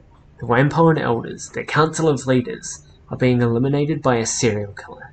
They've asked me to dispatch someone to get to the bottom of it and stop the killings, and they're not taking their goods through my trap until I do. So you're going to be my proxy gear. I don't care how you do it, but I need those murders stopped. The Wampoas have delegate here in Hawaii by the name of Maximum Law. Speak with him if you wish to know about Wampoa. He's got a big mouth, but he knows very little of importance. Don't expect much from that half-empty bottle of vinegar. That is like One of the most creative insults that I've seen in a while. You get your ass down to Wampoa Garden and talk to the elders. Lie, cheat, and steal if you have to, so long as they're convinced that there won't be any more murders. I want my cut back, and I want it soon. Good. I'll tell the elders you're coming. They don't like outsiders, and they might shoot at you if I don't warn them that you'll be arriving. Great.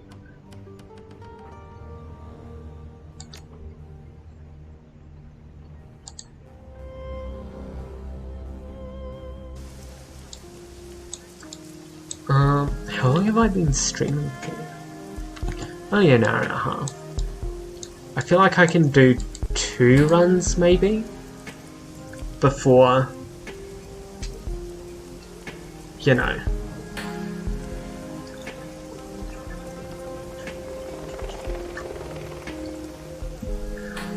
ending the stream.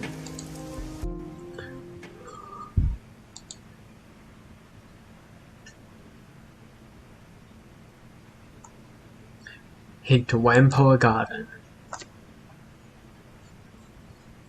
In addition to your team, your fixer has access to a small network of mercenaries in the Kowloon area.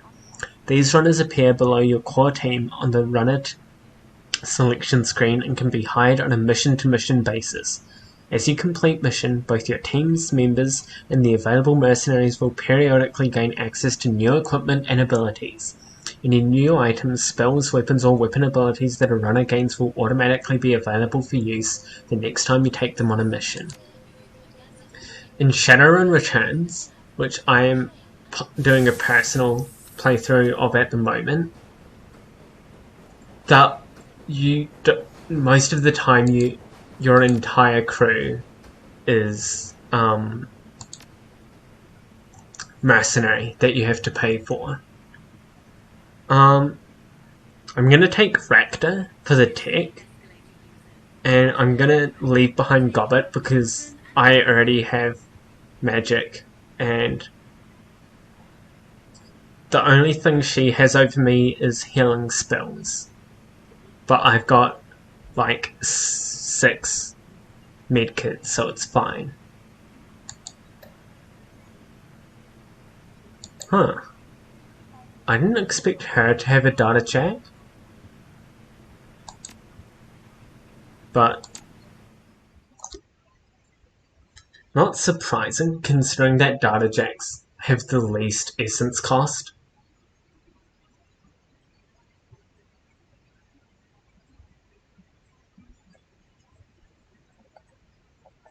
Outsider. Wampoa Garden, a carnival of chrome and neon, rife with every manner of technology and artifice one can imagine. The entire area has the feel of a night market, save that chips are sold in lieu of steamed buns, and vendors hawk the latest drones rather than folk art. Something stalks these streets, hiding just out of sight. It stalks the Wampoan elders, the leaders of the band of tech-savvy squatters that have claimed this neighborhood as their own. The streets smell of ozone and fear, and those Wampoans you pass in the MTR station have a haunted, furtive look in their eye. While the killer has struck only at the elders thus far, it may only be a matter of time before ordinary residents are menaced as well.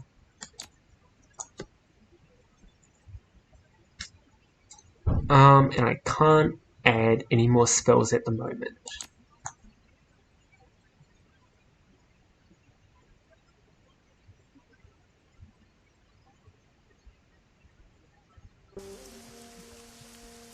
The streets of Wampoa Gardens are slick with rain, glittering under the neon glow of myriad signs and holographic displays.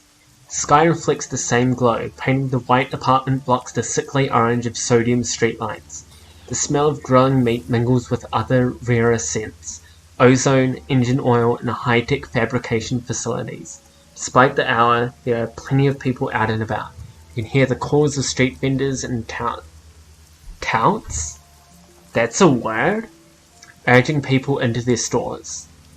Isabel wrinkles her nose, scowling darkly. She wraps her arms tightly around her chest, staring off into the distance.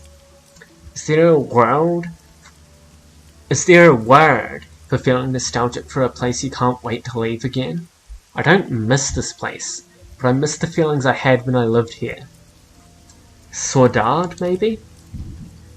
No, that's not it. It's close, but...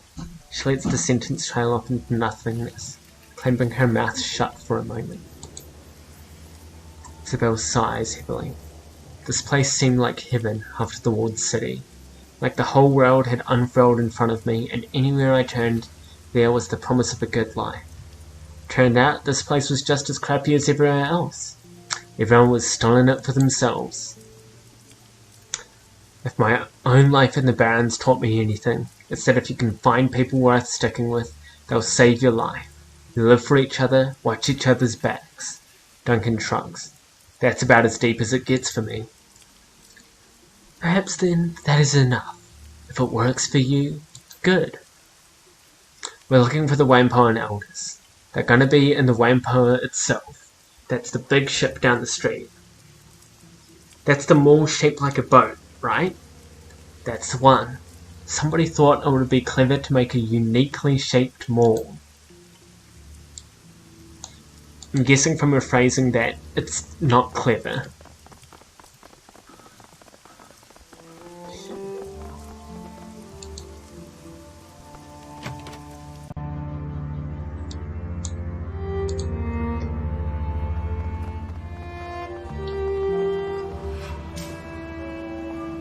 This orc woman is festooned with small circuits, tiny trid screens and speakers. The trid screens display snippets of trid broadcasts from every corner of the world. The tiny speakers play counterpoint with a susurrus of voices speaking Spirithial, Punjabi, Kazakh, and other languages. I definitely botched the pronunciation on those and I feel really bad. Her expression is haggard, and she fidgets with her fingers as you approach. Welcome. Welcome to the Wampoa, my friend. I am Elder and... How do you... I need to look up how to pronounce it, because that's not an uncommon last name.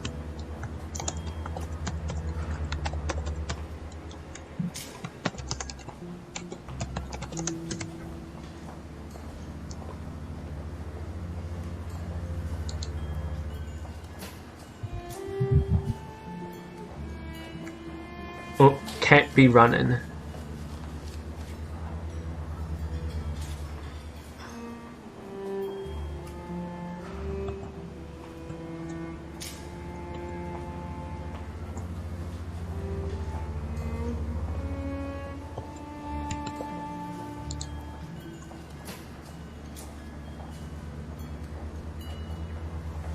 So I found a video.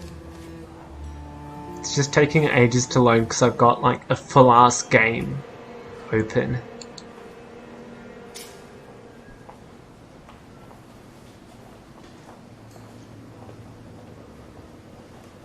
We are looking at how to pronounce this name of Chinese or Cantonese origin. This is the Cantonese transliteration of Chinese surnames. How do you go about pronouncing it? In English, it is usually pronounced as Eng. Eng. Did you get it? Okay. Welcome to the Wampoa, my friend. I'm Elder Ang, and these are Elders Tang and It. Ang gestures to the elf and human, who each inclined their heads respectfully. Thank you so much for answering our request for help. We had nowhere else to turn. It's the least I could do. Under Tang's skin, glowing tattoos writhe and change shape. Tigers become cranes and move on to dragons. We're under threat. One by one, we elders are being hunted by some monster. As you may have noticed when you arrived, there's been another killing just tonight. Ip crosses his solid chrome arms. Holographic readouts dance constantly over their surface, displaying diagnostic information about their state. Operating temperature, servo pressure, and a variety of other minutai? I think that's how you pronounce that word. But that's like proper English, so I don't feel bad about mispronunciating that. He looks past you towards Isabel. The prodigal daughter returned once more. I didn't expect to see you back around the Wampoa in my lifetime, Isabel. When you disappeared, Elder Yetund was very put out. I'm glad you're still alive. When you chose to walk your own path, I was disappointed, but I still understood why you had to leave. Ip pauses, tasting the air as he chooses his next words with care. I hope my lessons have helped you prosper. Didn't expect to be back either. Work takes you places, though.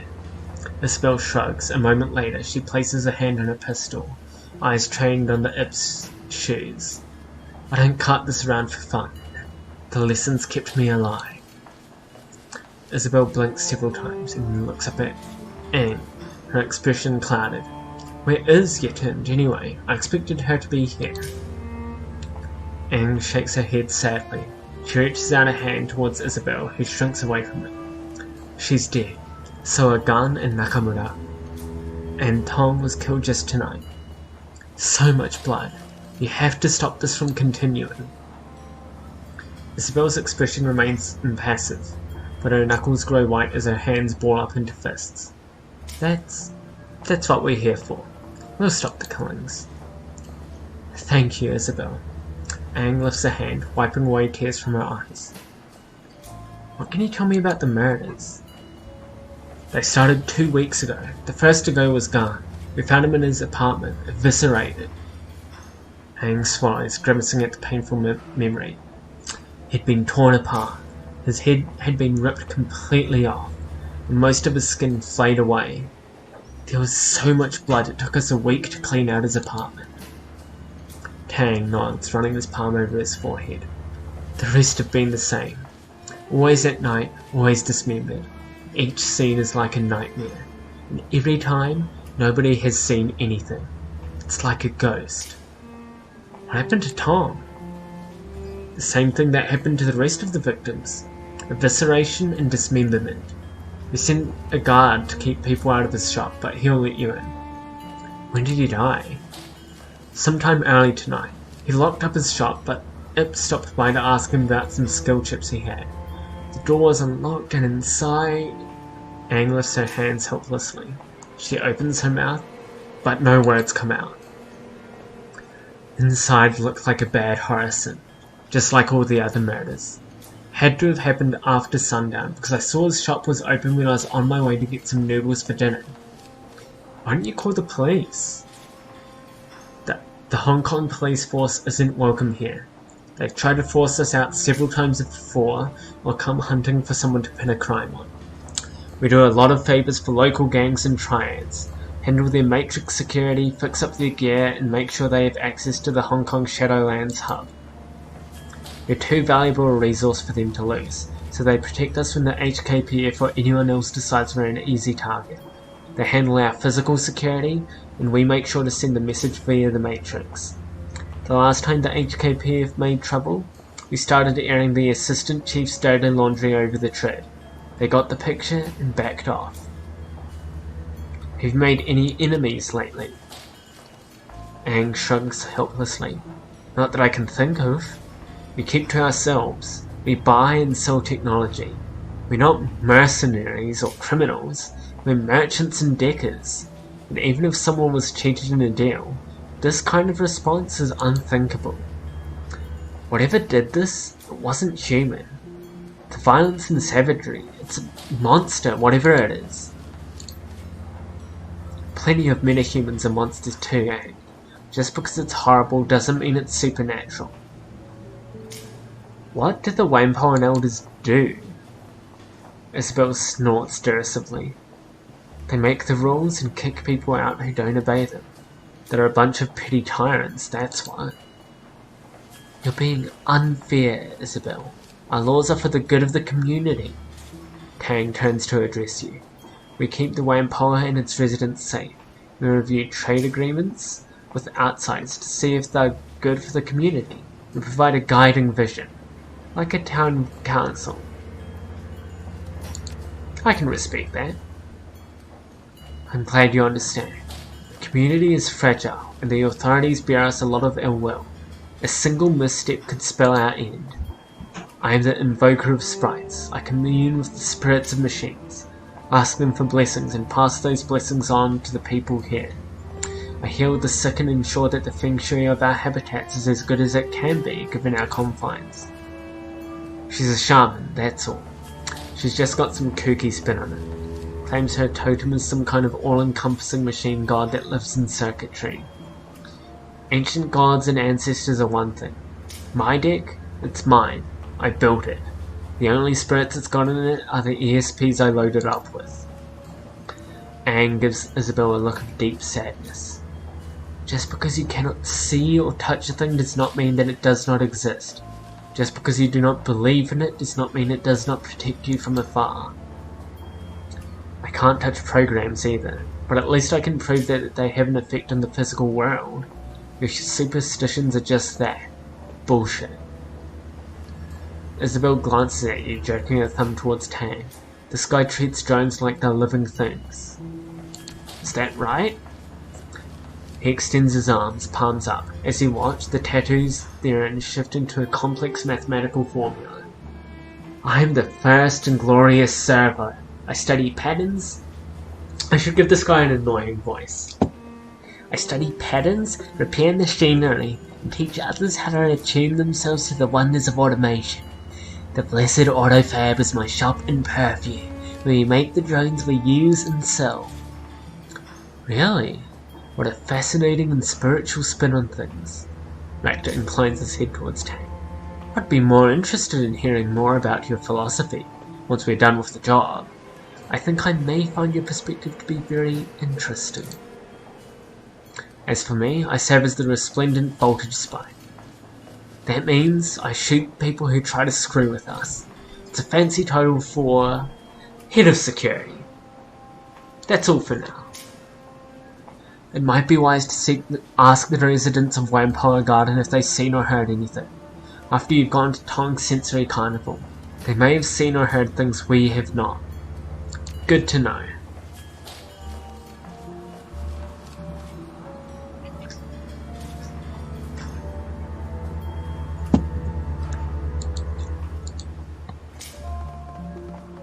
I can't talk to you all yet. Okay.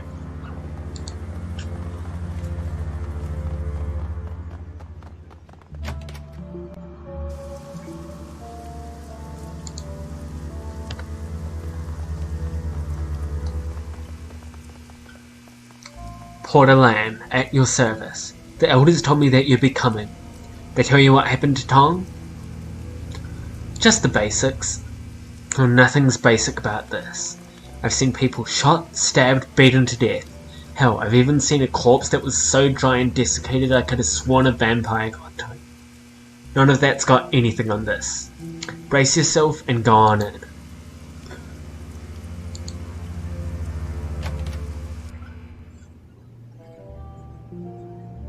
Tong's Sensory Carnival looks like a scene out of a B-grade slasher sim. The cloying scent of incense hangs thick and pungent in the air, emanating from the small shrine in the corner of the shop. Unfortunately, it does nothing to cover up the reek of death and clotted blood. Despite the ragged remnants of Elder Tong littering the floor, the rest of the shop appears to be in good order, at least at first glance. Nothing is broken, tipped over, or otherwise ransacked. As you're about to step further into the room, you glance at the ceiling and walls. The blood from Tong's body isn't just confined to where his remains lie. Drying blood is spread about the walls and ceiling as well.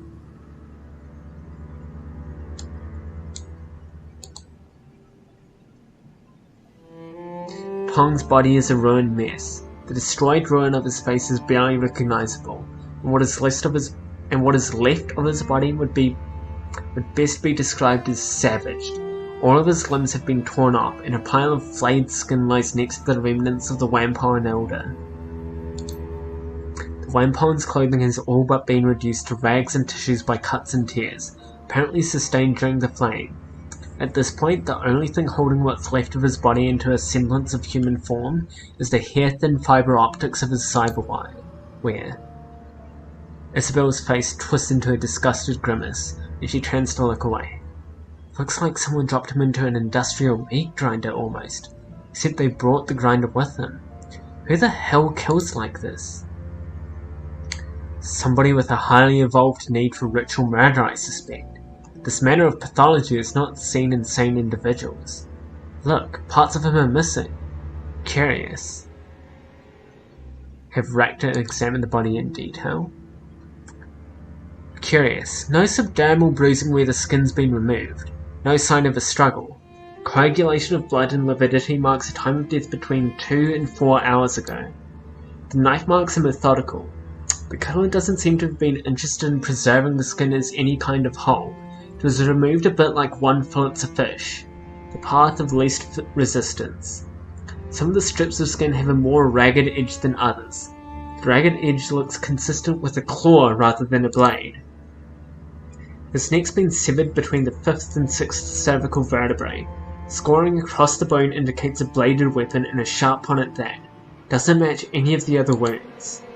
If I had to guess, I'd say he was killed with the blow to the back of the neck. Everything else was subsequent damage. Why would someone kill him and then skin him? Honestly, I have no idea.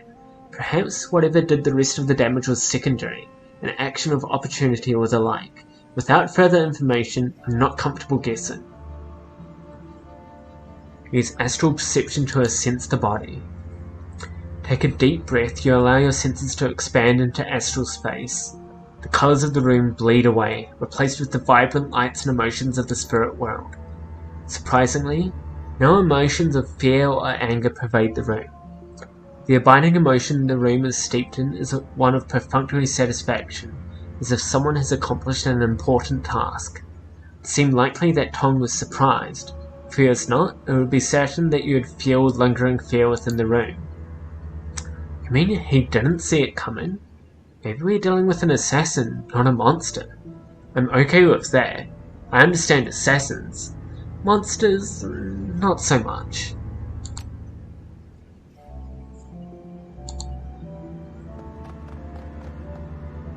The walls are covered in splattered and smeared blood, most of which is hardened into a crusty congealed paste. Thick tracks of it run laterally. Looks like the blood has been deliberately smeared. Hey, Seattle, I don't know a whole lot about science or all of that, but I know what blood looks like when it hits a wall. This isn't natural. Somebody deliberately smeared blood all over these walls. See how it looks like it's got paint trails? That's because somebody used Tong's parts like a brush. So they painted his walls with blood? Why? Do I look like a psychologist to you? Maybe because they're a freak. Maybe they're one of those sick serial killers that sees their murders as art. I got no clue. All I know is what normal blood looks like on a wall, and this ain't it. Some people have a bad grasp of art. I know this guy in Quantum who used to make music out of stray radio static and panic button calls. Called it Crisis Wave. It was awful.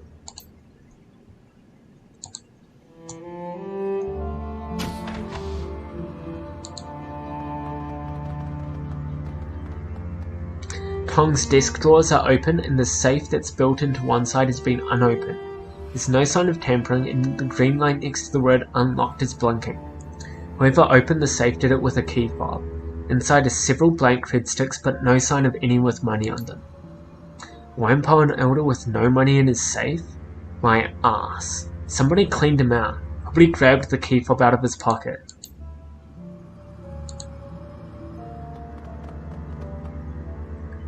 There's a Yamaha 95000V SimSynth, a device for mixing and mastering SimSense chips.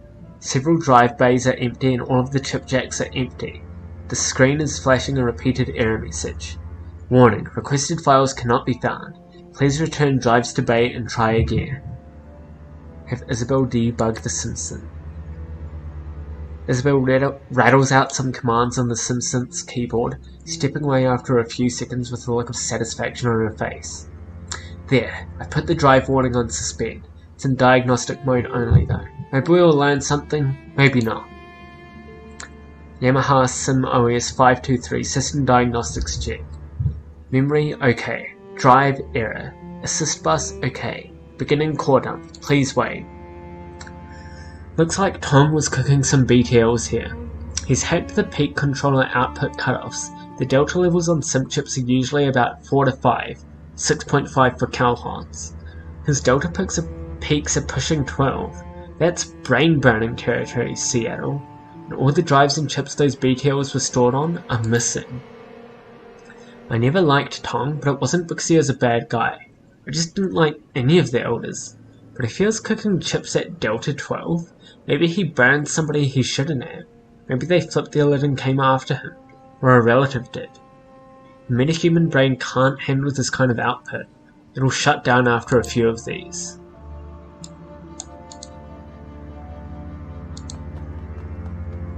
Tong's bathroom is immaculate, and the drains are tiny. Whatever killed him didn't exit through there.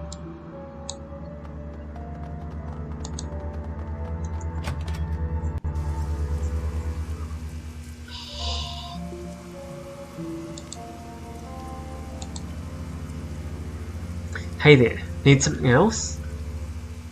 Looks like somebody went through Tong's things. Has anyone else been inside? Not since I've been here, but before Ip found him? Could have been anyone, really. Ip had a key to his place, but the lock's total crap. Anybody half decent at cracking maglocks could have gotten inside. What's missing? His BTLs, hard drives and cred sticks are all missing. Sounds like the killer looted his place to me. All this talk of monsters, yeah, sure. There are scary things that go bump in the night. But most of the scary bumps I hear are from handguns and gangers. What do you do around here, Porter? It's a catch-all category, I guess. I work for Elder Ip. It's a bit like being a deputy. Make sure people don't break the rules. Protect people who need protecting. Mostly, I just do whatever it asks me to. It's a pretty quiet job most days. Today's not one of those days. I also handle a lot of maintenance. I don't actually do the repairs, but I've got most of the keys. Makes it easy to ensure only authorized people get into sensitive places. Electricity goes down, I let in the electrician who fixes the wiring. Toilet's clogged, I let in the drone guy who opens it back up. See you later. This guy wants to talk to me. This orc is busily snacking on a steamed bun. As you approach, he wipes off one of his hands and sticks it out towards you. Hey stranger, nice to see you. Zippy Toe Tag at your service. How you liking Wormpower Garden? You're awfully friendly. You don't even know me. We never met before this, but I know exactly who you are. You're my replacement. The elders had me autopsy what was left of Elder Gan and Elder Nakamura after they got ripped apart, but I didn't want to dig any deeper. So since I don't know you and I can smell a Shadowrun a mile away, you've got to be the outsider they asked to stop the killings, right? Very astute. That's right. See, I have good eyes. A lot of good eyes, actually, if you're in the market for replacements. Only slightly used, and they only come from certified donors, I swear. A hearty belly laugh erupts from the orc, and he slaps one of his thighs in elation. Man, I kill myself. Pretty funny. You're a stand-up comedian? With jokes like that? Are you kidding me? I'm one of the only trained surgeons around here. I keep the other Wampons healthy. Gotta practice down the road. Blind Chen's a pretty good cyberdog, but he's basically an implant specialist and that's it. How'd you end up here? I did my residency back in the UCAS. Could have become a real MD too if things hadn't gone south for unrelated reasons. I also deck a little, but I'm better at slicing skin than IC. Wormpower Garden seemed a good fit for me. So is it fairly peaceful around here? For the most part, other than these killings, we don't have much by way of problems. We do information security for the triads, and that makes us fairly impervious to anyone who wants to start trouble. Anyone starts something, we hit them in the matrix while our triad friends hit them in the meat space. Some small-time gangs have tried pushing in here before, but they backed off when they figured out they weren't just picking a fight with Tang and his guys, but with both the Red Dragon and Yellow Lotus. They got the message real quick. What was left of them anyway. Let me ask you about Wormpower Garden. It looks like Tom was killed by a blade, not a broken neck or a bite. What kind of blade? Was it a knife? A sword? Maybe an axe? I don't know, but he was attacked at the back of the neck. I don't like that at all. This whole affair's got me on edge. People dying is nothing new, but the flayed skin? Ugh. It sounds possible that whoever's been killing the elders is trying to muddy the waters with all of the blood and gore business. This is the crime of an intelligent, careful killer. Be careful. This investigation might take you somewhere very unpleasant. What are your thoughts on the murders? Pretty gruesome business. Garn died from a broken neck. Looked like someone had wrenched it around and his arms and legs were cut off. Some skin flayed away too. Nakamura had his throat ripped out by someone with pretty sharp teeth. First I thought it was a devil rat, but the teeth marks were all from something with a humanoid jaw. I didn't look at Yatun. From what I saw at a distance, it was the same story. Didn't see much point since I had seen it twice already. As from Tom, from what Porter told me, it was Garn and Nakamura all over again. You take a look at him yet? Yeah, it's the same as you described the others. Damn, I like Tom. The BTL business is unsavory and the man had to eat. And his regular sims were great. Generally all round nice guy. Friendly with everyone, never had anyone mad at him. There ain't no justice, let me tell you. What can you tell me about the elders? Well, they're an eclectic bunch, that's for sure. Where to start? Ang's the spiritual leader here. She's the voice of the Wayne Pollens, I guess. A lot of her close friends are really more followers, since she's something of a priest of the machine spirits. Maybe it's a cultural thing for people who grew up here, but it's never called to me. Still, she makes a damn fine pot of tea. Ip's the muscle and has an encyclopedic knowledge of cyber and bioware. Definitely a good guy to have watching your back. Not too friendly, but you know how it is. You get a lot of cyber, people start wondering if you'll tear their arms off. He's got moves straight out of Blood Carnival 3 The Reckoning. Terrible movie, but great fight choreography. What about Tang? I don't know much about him, but I think he's got some kind of fetish for automation. Found him cooing over some trids of automated delivery drones in a warehouse once. Works with drones, has a shop called the Blessed Autofab. He was raving about the efficiency of the movement patterns or something.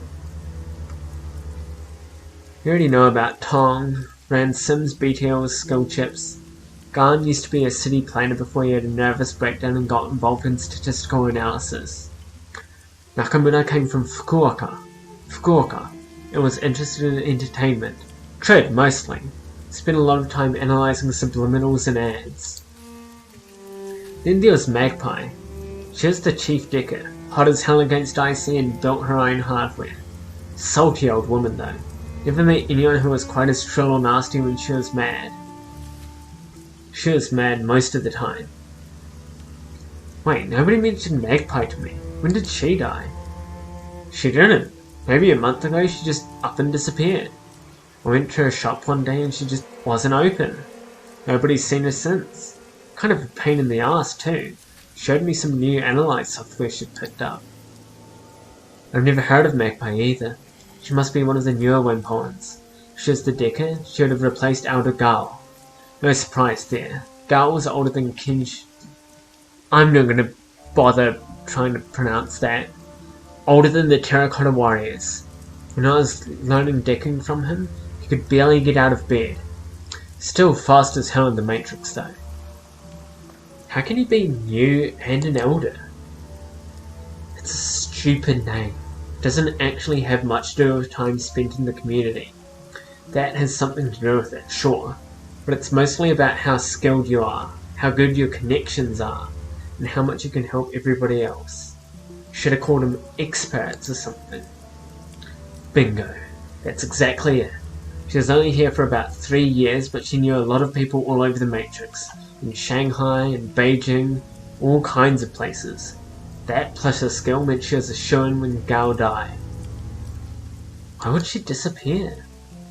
No idea. One day she was here, the next, poof.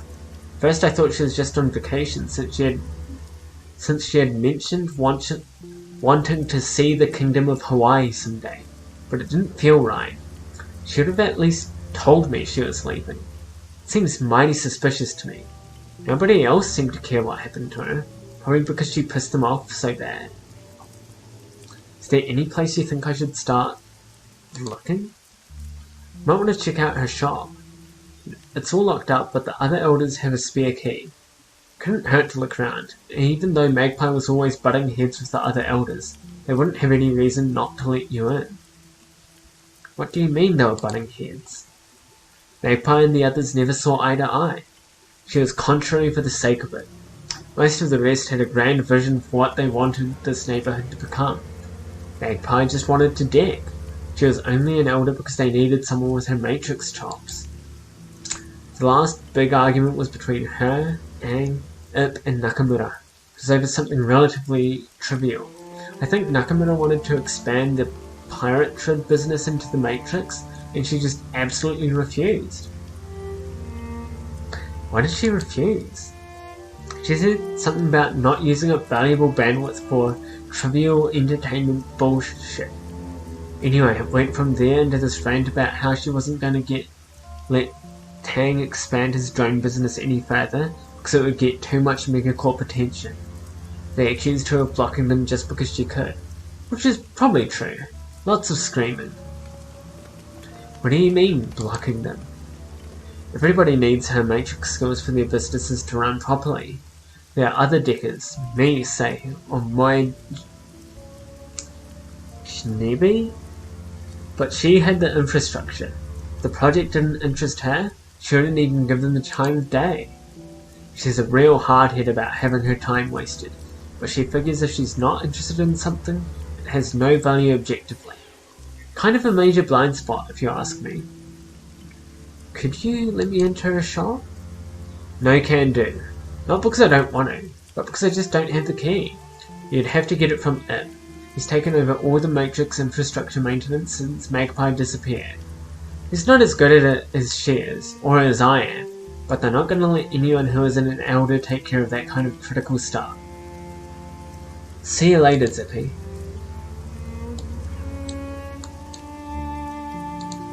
Is there anything up here that I can talk to?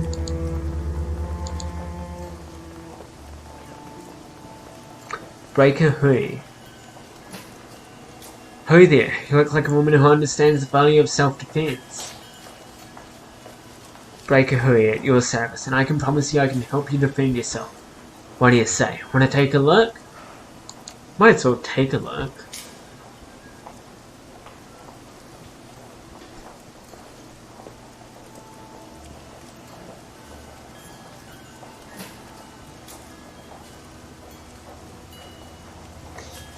I've never seen the shot glove or the spiked fist before, but I've never really gone for like unarmed or melee builds before either, so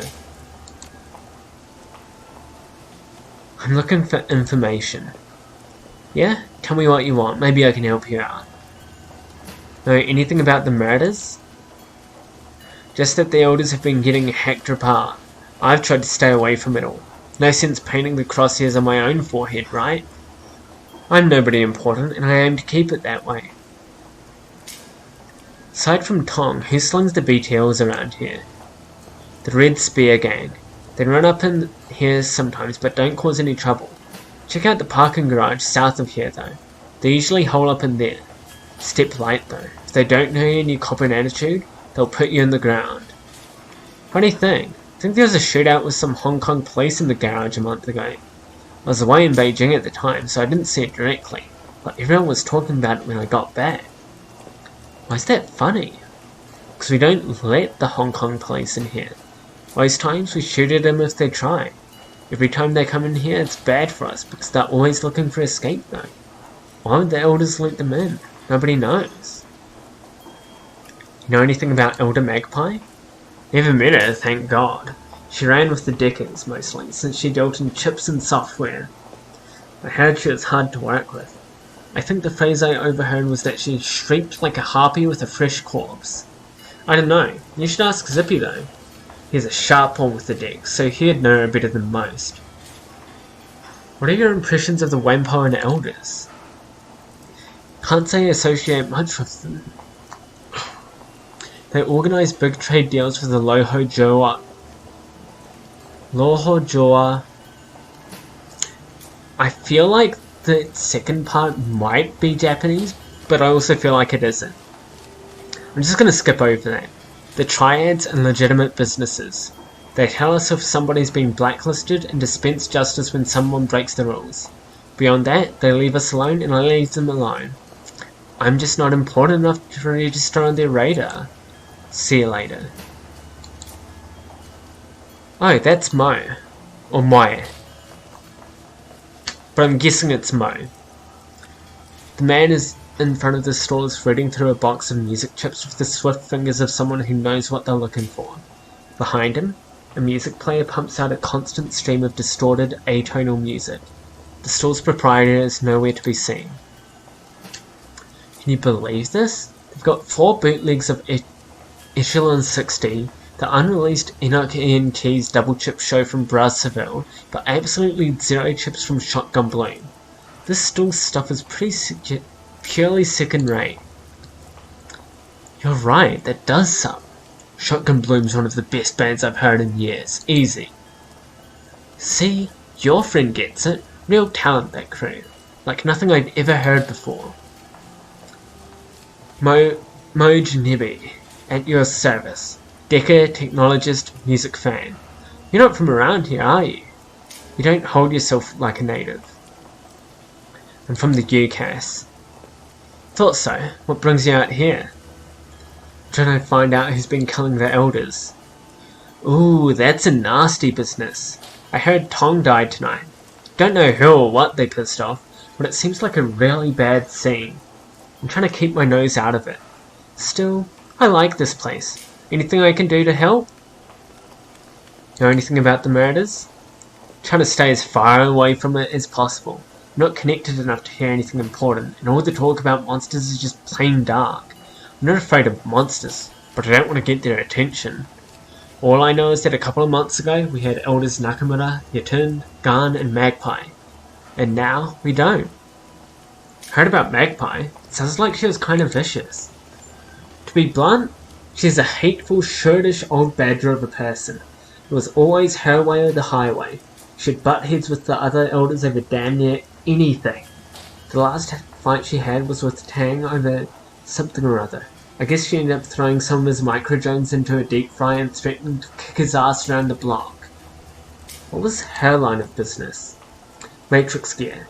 Her shop's called the Jackpoint. Not very imaginative, I know. She always had the hottest programs, best chips, and made some killer decks for anyone willing to pay her rates. Cost plenty of New Yen, but she was one of the best in the business, at least in Hong Kong. If you want to know more about her, you should talk to Zippy. He's one of the only people around here who got along with Magpie. You can probably find him by the MTR station.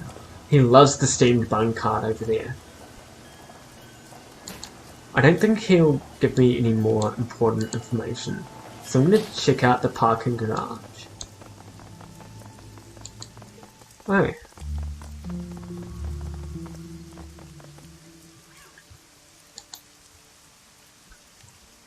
Interested in some dango? Takoyaki? Maybe a nice nikuma. That's a pork bun with a Japanese twist. Any kind of tasty Japanese treat you can imagine, I've got it. Maybe some curry fish balls at your speed. Keita will give you your heart's desire, providing that desire is on my menu. Let me have some dango. The wish is my command, good man. Deftly pulls one of the dango sticks out of the cart and drops it onto the grill. A small robotic arm slides out from the cart and begins turning the stick into the balls of rice flour or a toasted brown colour. Lifting them from the grill, Keita dips the entire stick into a tub of sticky brown sauce before handing it to you. The snack has both a sweet and salty flavour reminiscent of sesame seeds and soy. The balls inside are pleasantly warm and surprisingly chewy, a bit like eating raw dough but without the attendant chalky taste. God, I miss dango. There's like a special syrup sauce on them that's like the sweet and salty kind of thing that they described. So, what brings you to Whampoa Garden, my friend? Somehow I doubt it's just the street food. I'm looking into the killing of the elders. I've been hearing a lot about that. I haven't looked too closely though, it's just none of my business, you know? Got any thoughts on the murders? Yeah, ignore them. I saw the crowd down at Tong's Sensory Carnival earlier tonight, but I didn't know the guy very well. I'm a Trid fan, he liked The Sims. Not a lot of crossover between us. See you later, Keita.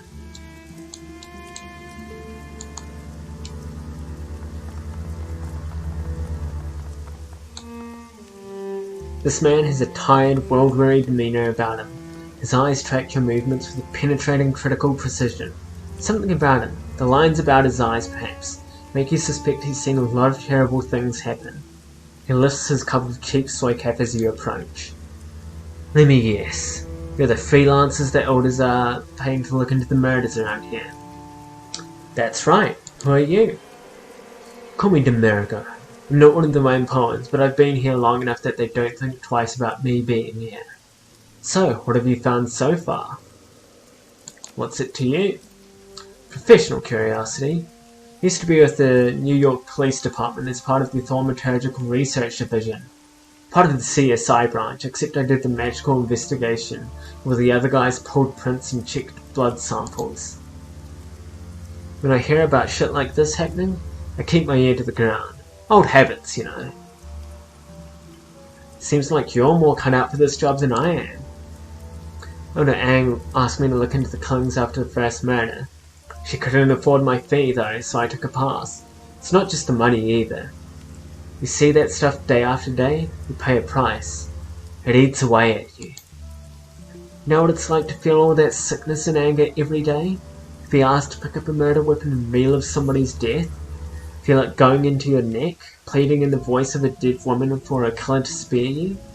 These days I'd rather interrogate the living, thanks. All things considered, that could be useful. Sure, if you're appraising antiques or trying to find where a lost cat went, but turning that on murder scenes is an invitation to horrors beyond imagining. I can read objects. It's called psychometry. Psychometry?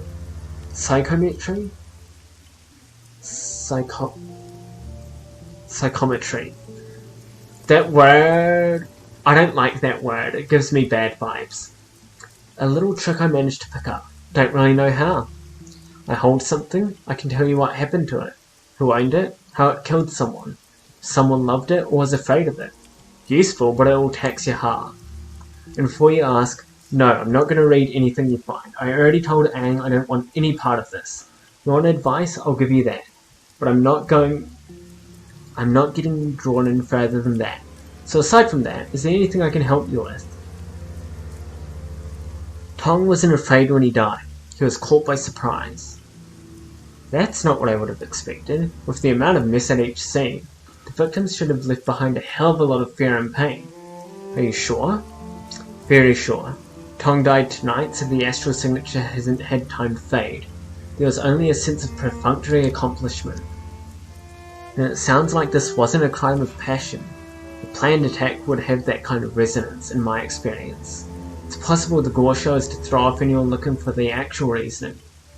Yeah, if I wanted to kill someone and get away with it, I'd try and point the finger at some kind of monster.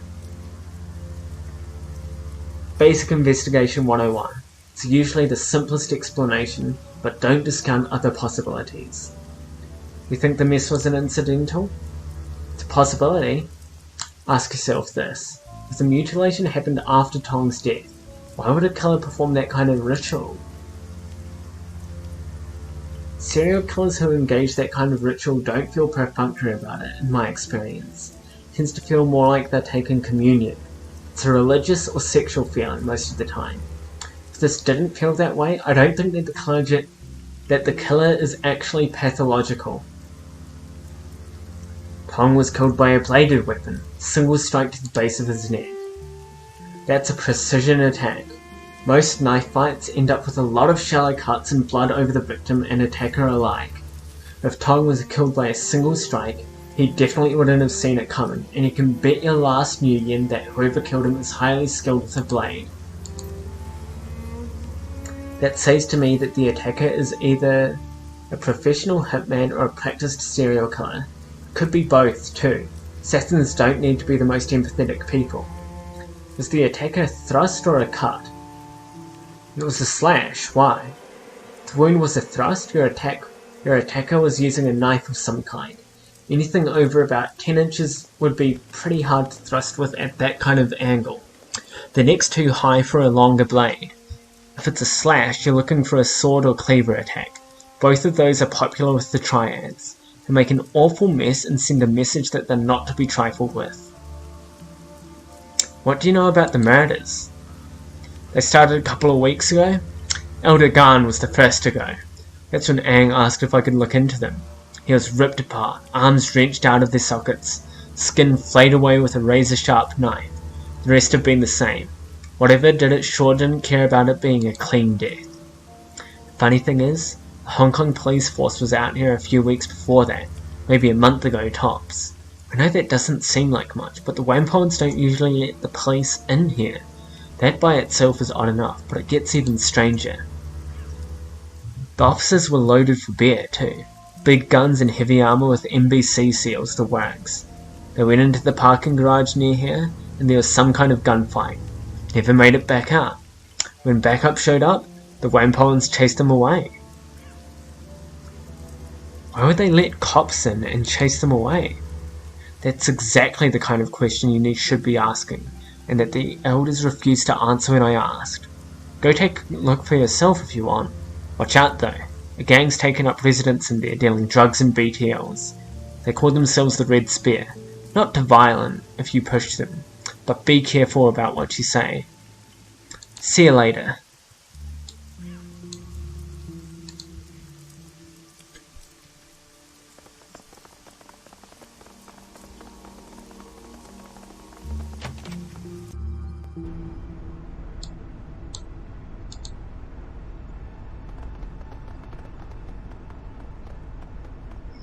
That's far enough, lady. This lot's our turf. If you're looking for a fix, you're welcome to trade. If you're not here for business, clear the hell out. You try and wander around on our turf, we're gonna have to air you out. So what do you say? You're looking for a little pick-me-up? A little nitro to give you some pep? Maybe you want some chips, take that edge off. You want it? I got it.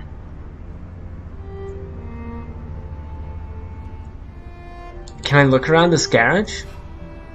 Woman, are you deaf? What the hell did I tell you? No, you goddamn well can't wander around our turf. The ganger shakes her head, mumbling something about idiots with no memory. Never mind. Show me what you have.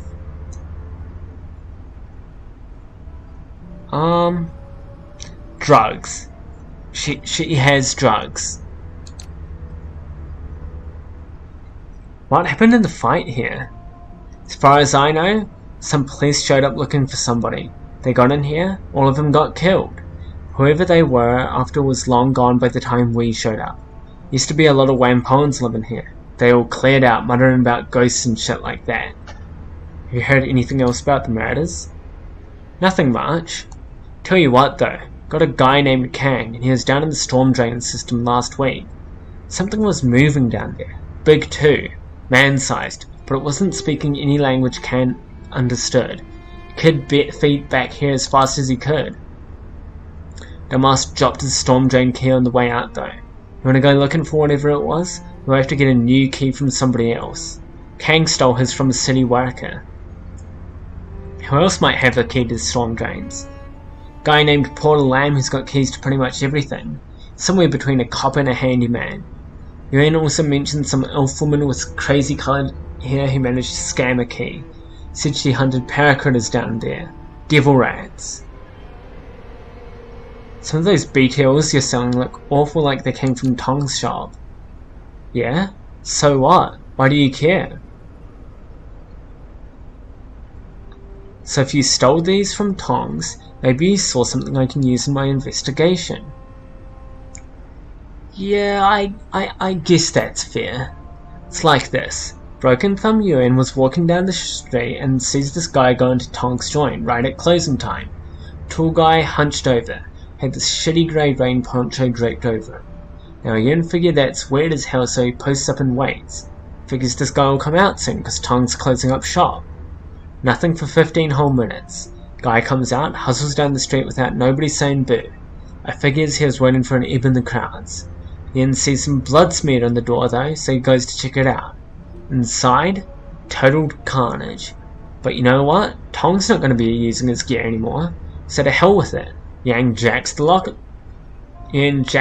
of it. Business is business. Damn right it is. That's all I know. Guy had to be the killer. Tall, grey rain poncho, hunched over. Also smart about how he came and went. Can I ask again? Okay. I really want to have a look around, so...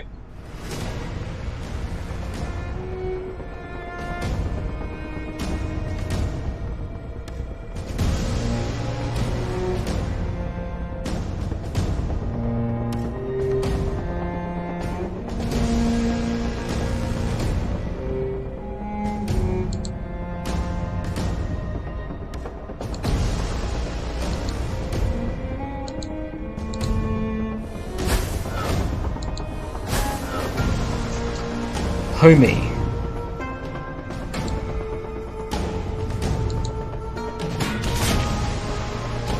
Whoops.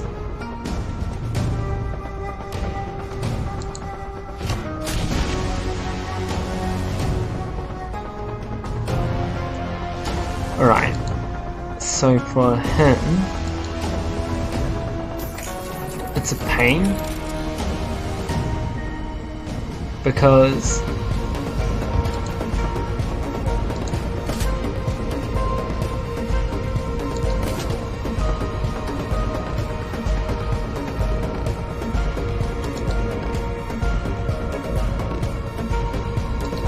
he's not really good with a gun.